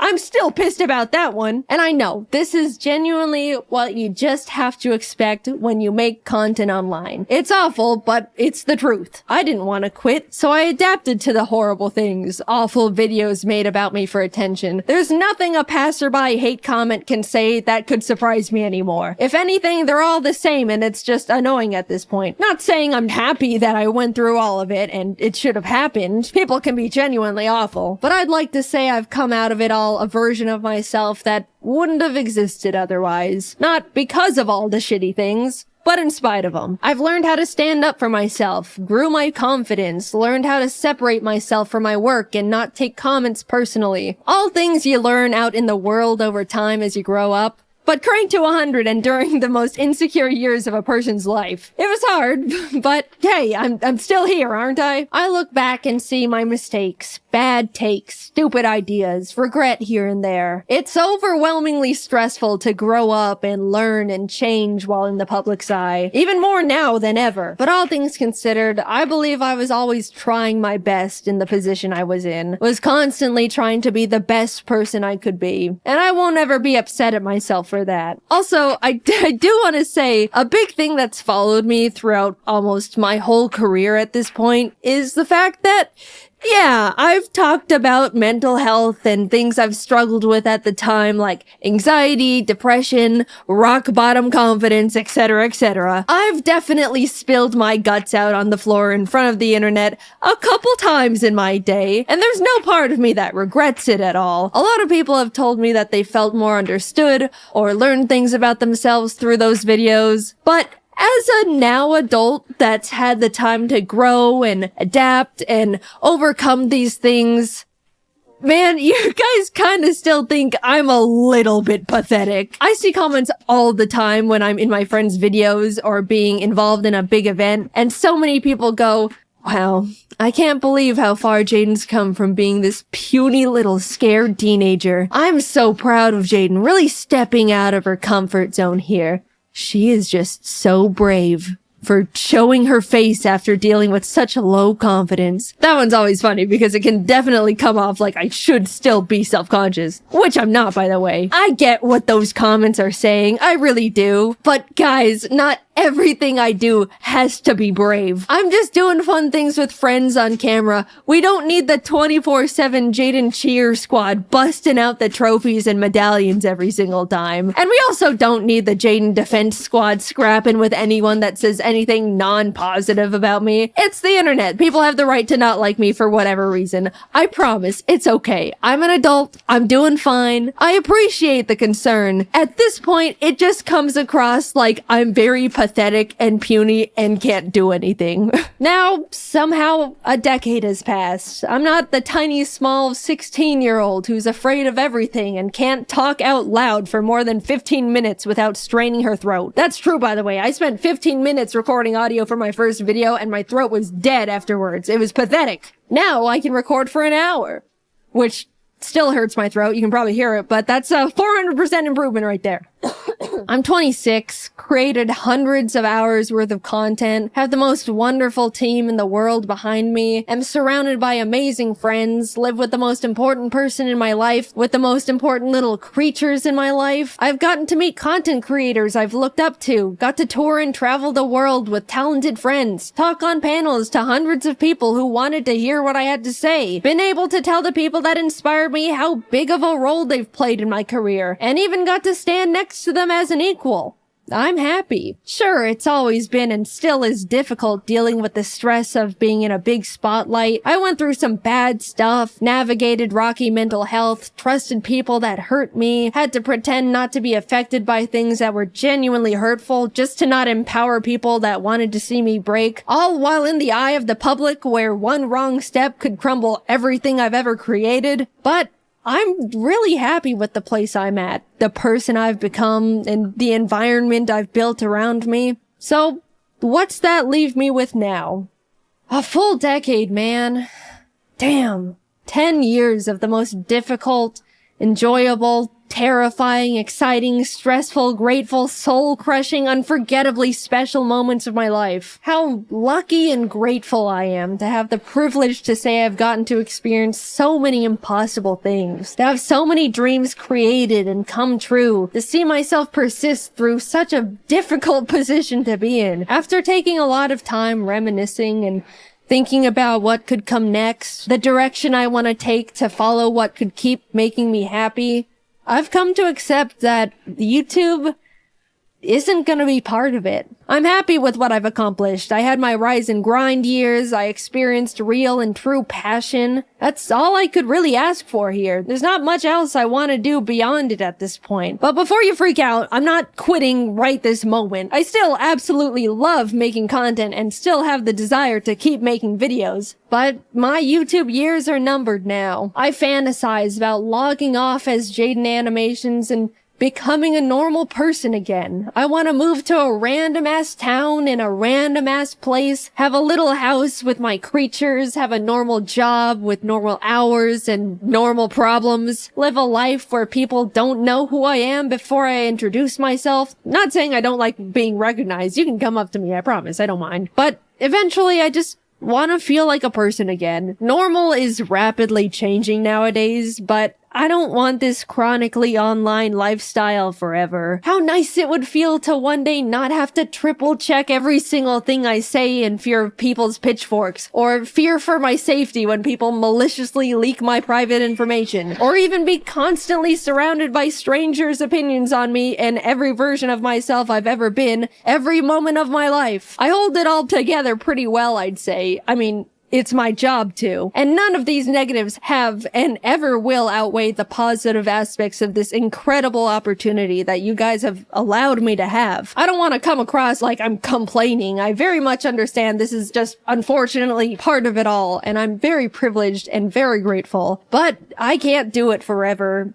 And I don't want to. I want to feel like I have the time and mental energy to pursue new hobbies, experiment with other things that can make me happy. Making content for YouTube never leaves my head. It's the case for every single content creator on the platform. There's no clocking out, there's no weekends, there's no breaks. You can't just leave an office and not think about it. You're constantly brainstorming ideas, managing everything, schedules, employees. Sure, you can work and live anywhere you want, go on vacation at any point, build your own schedule, but it's always there. Like a black hole in your mind. It's just so exhausting. I haven't felt like I can sit back and enjoy something in 10 years because I simply do not have the time if it isn't for a video. Yeah, that's just how self-employment works, but don't forget about all the other fun stuff I've already mentioned on top of it all. I don't know what I want to do career-wise after retiring from YouTube, but I romanticize the idea of just getting to rediscover myself. Maybe I want to learn how to make custom plushes and open my own little shop, take art commissions, be a teacher, maybe an art director. It's gotten to the point where I think about that little life every day, and I'm actively aiming and walking towards it with every decision I make. Oh, let me tell you, I genuinely cannot wait to live it one day. But there's this other side of me that's so terrified. I've spent my entire young adult life in front of an audience doing pretty much one thing. I don't know what it's like to live without a platform, surrounded by a huge audience anymore. It scares me. Like a lot.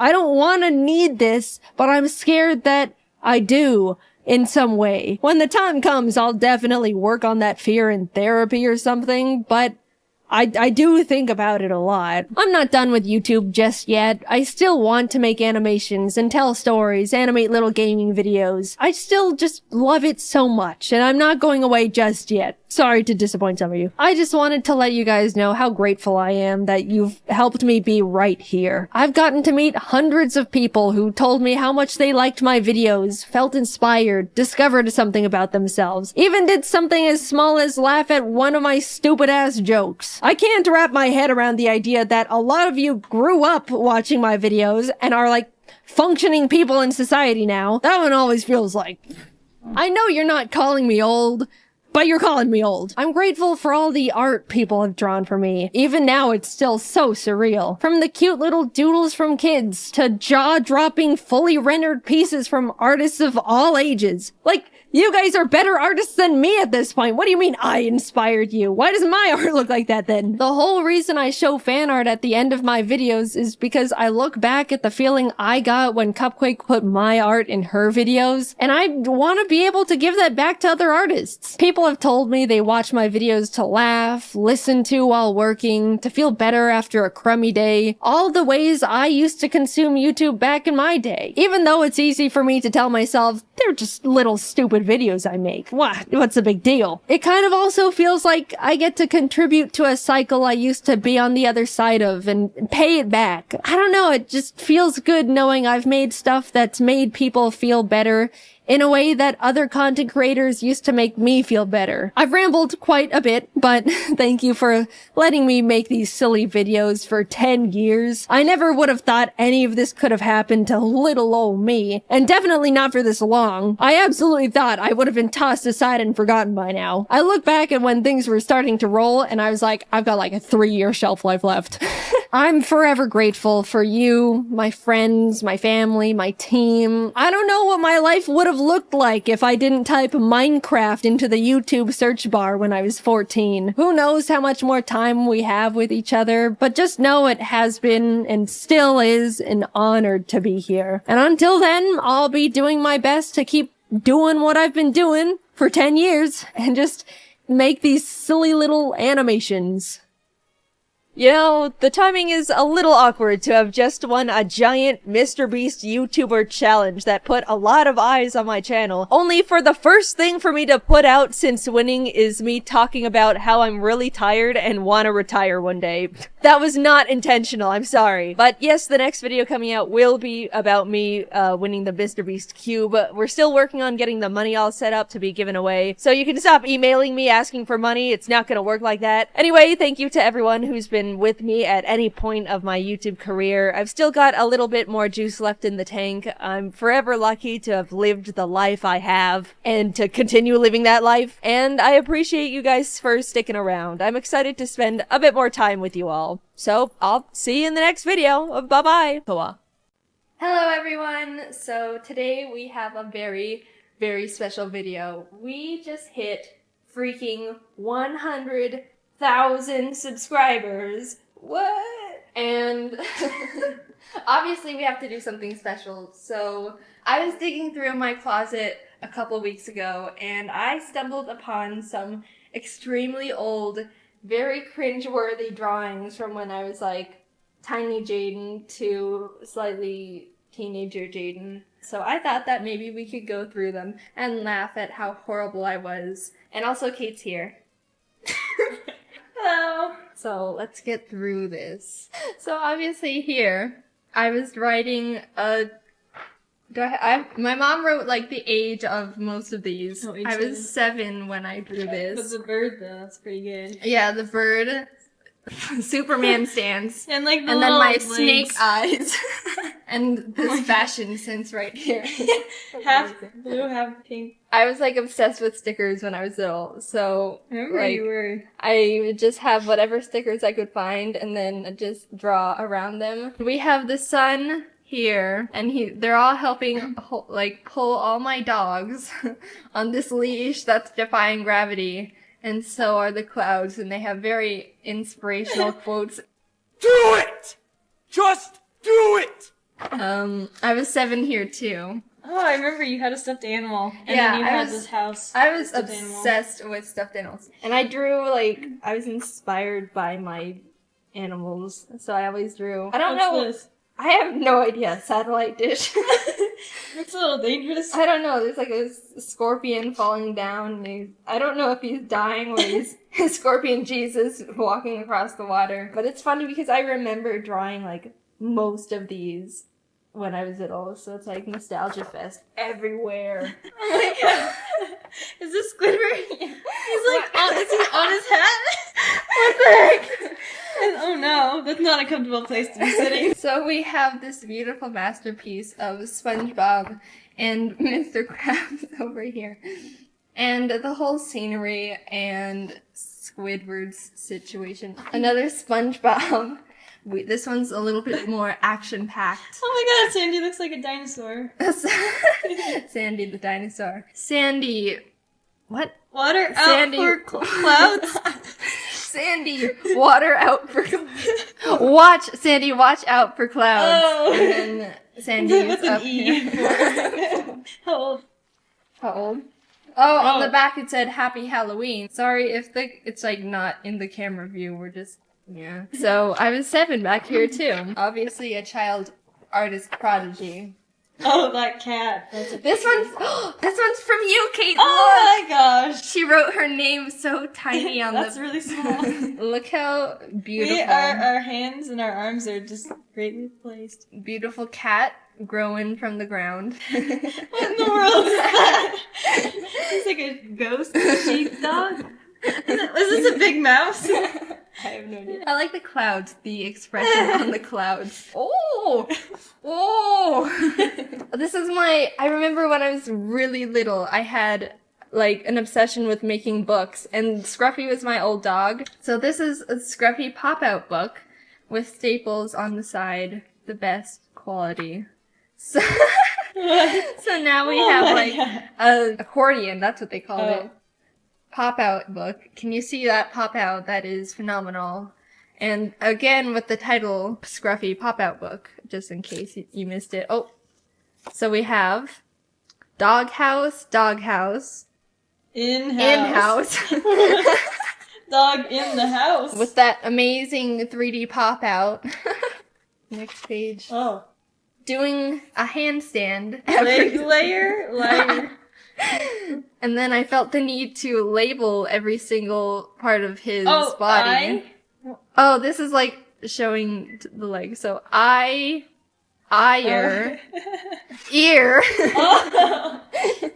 leg, eye, leg, tail, and leg. And that is my first book that I've ever published. This is another one from Kate. Oh, look how tall the flowers are compared to us. We look like we're like crazed. And then, thank you for being my friend from Kate to Jaiden. We were actually, you guys probably don't know this, but we've known each other since we were 4. I would always do this type of thing where I drew something and then I'd like feel the need to color it in with multiple colors. And look at this spacing.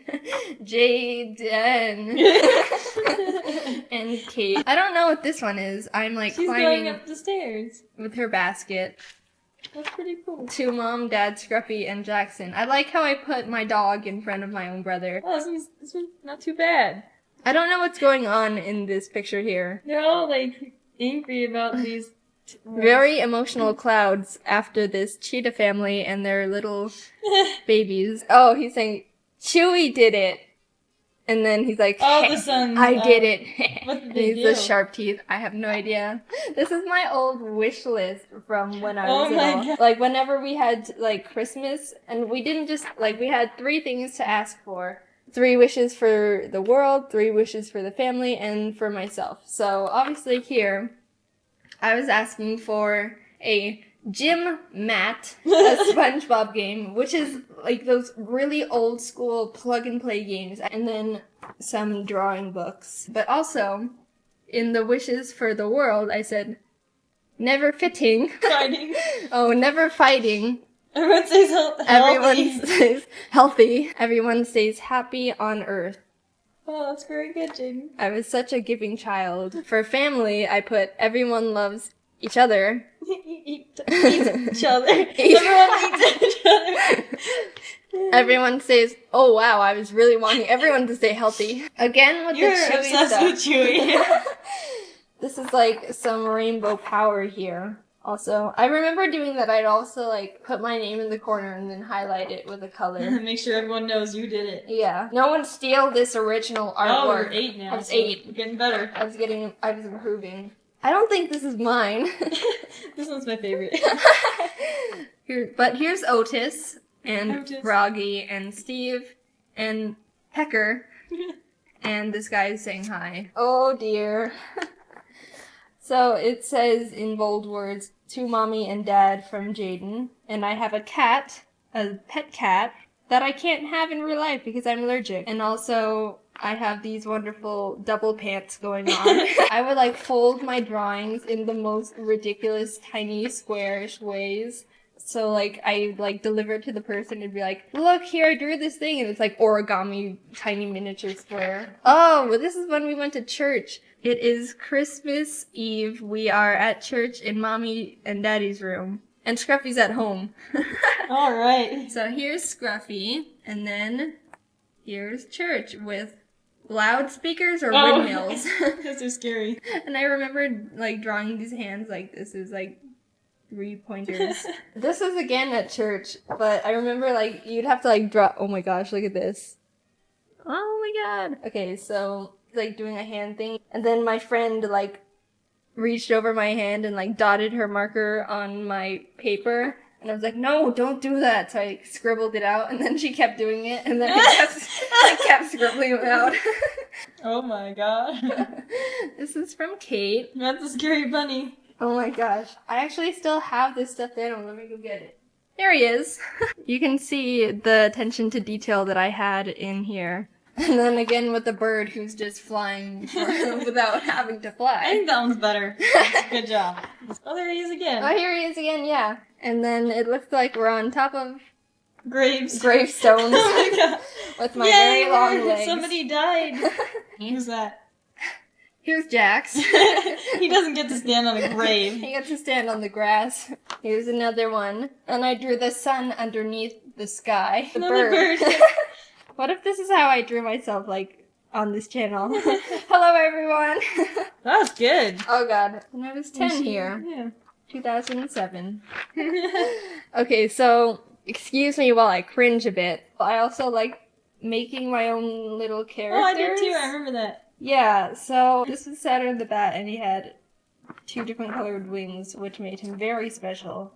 Oh my gosh, I remember these characters. I remember looking at them and being like, oh my god, that's so good. This is Steve. This was like, I made like 10 tiny books out of him.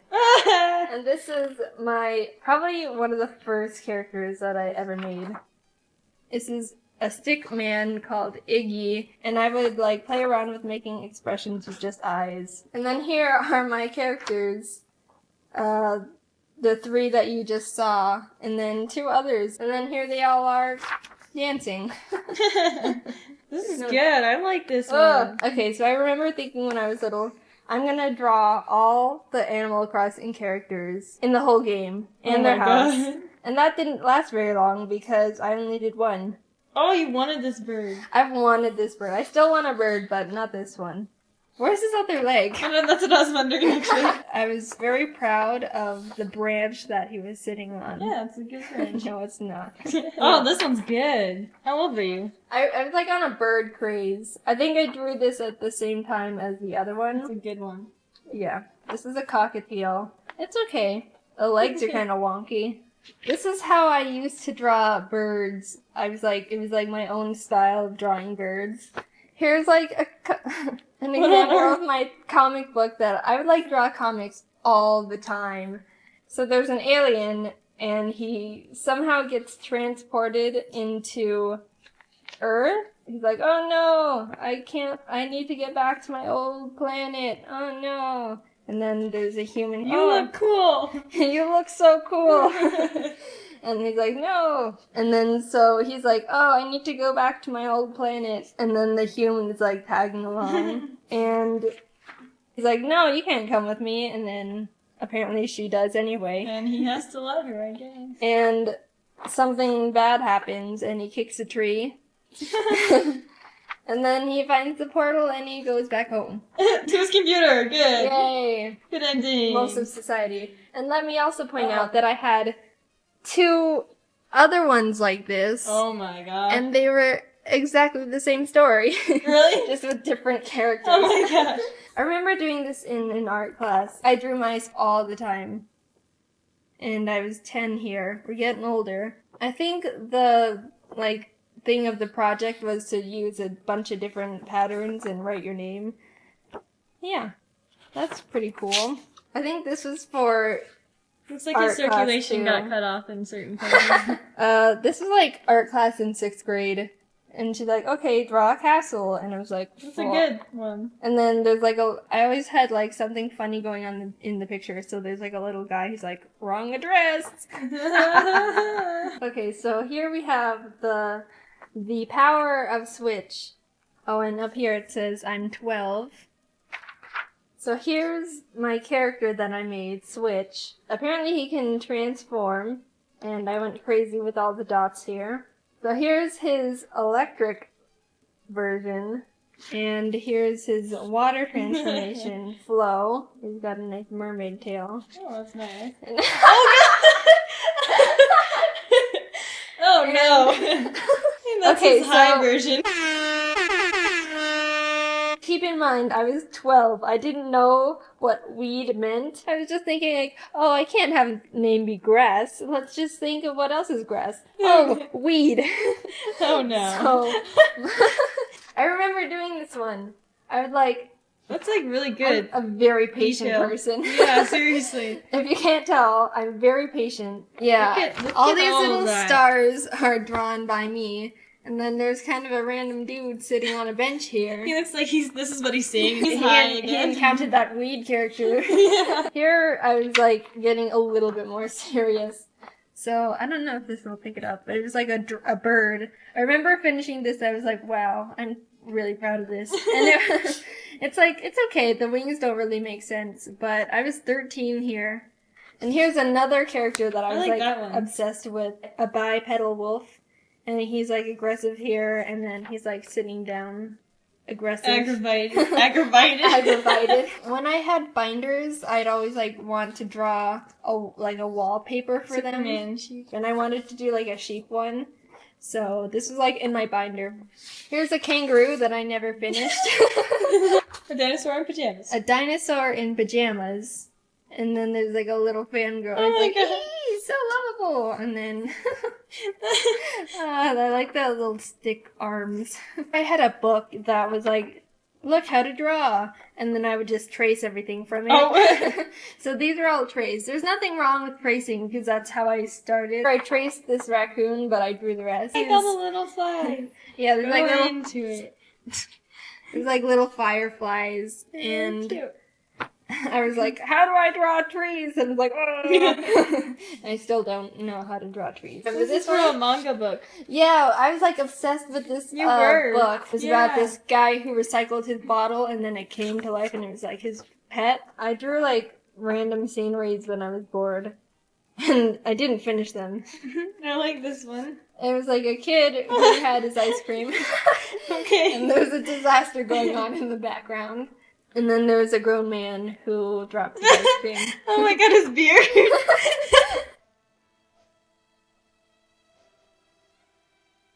I remember like only knowing how to draw dogs. So that's all I would draw. And this is like a bunch of dogs all over this person who's like, puppies! I wanted to give the internet browsers a persona for some reason. So here's like Google Chrome and she's got her Oh little my minion. gosh. And then here's Firefox. When was this? I don't know. I think it was like maybe a year or two ago. And then here's Internet Explorer. And she's like, oh no, I'm too slow. Oh, that one's cute. Yeah, here's a cat I drew. And I was like messing around with like the stripes. It kind of turned out cute. I really like that Oh, one. cute. Here's when Jaiden Animations was not even a thing yet. This was when I was just dreaming of starting a YouTube channel. And this was how I was going to draw myself. You can see how much it has improved over the year, but that's like, I don't know. This is like weird because this is before the channel even started. And now looking back at it, when we're at 100,000, that's so weird. This is actually the first way I was going to draw myself. Would you guys still have the same impression of me if I drew myself like this? Trying to see what I wanted Jaiden Animations to look like. And look at that! There it is, right there. That's what I used. Then, I don't know what this one is. It says, go away, I'm drawing. This one's pretty good, right there. This is like a funny dance, apparently. I need more paper. I need more paper. I remember I was like, oh, I don't have any regular printer paper, so I had to use lined ones. And then these were like my drawing notebooks. I always had like comics filled with these characters I made.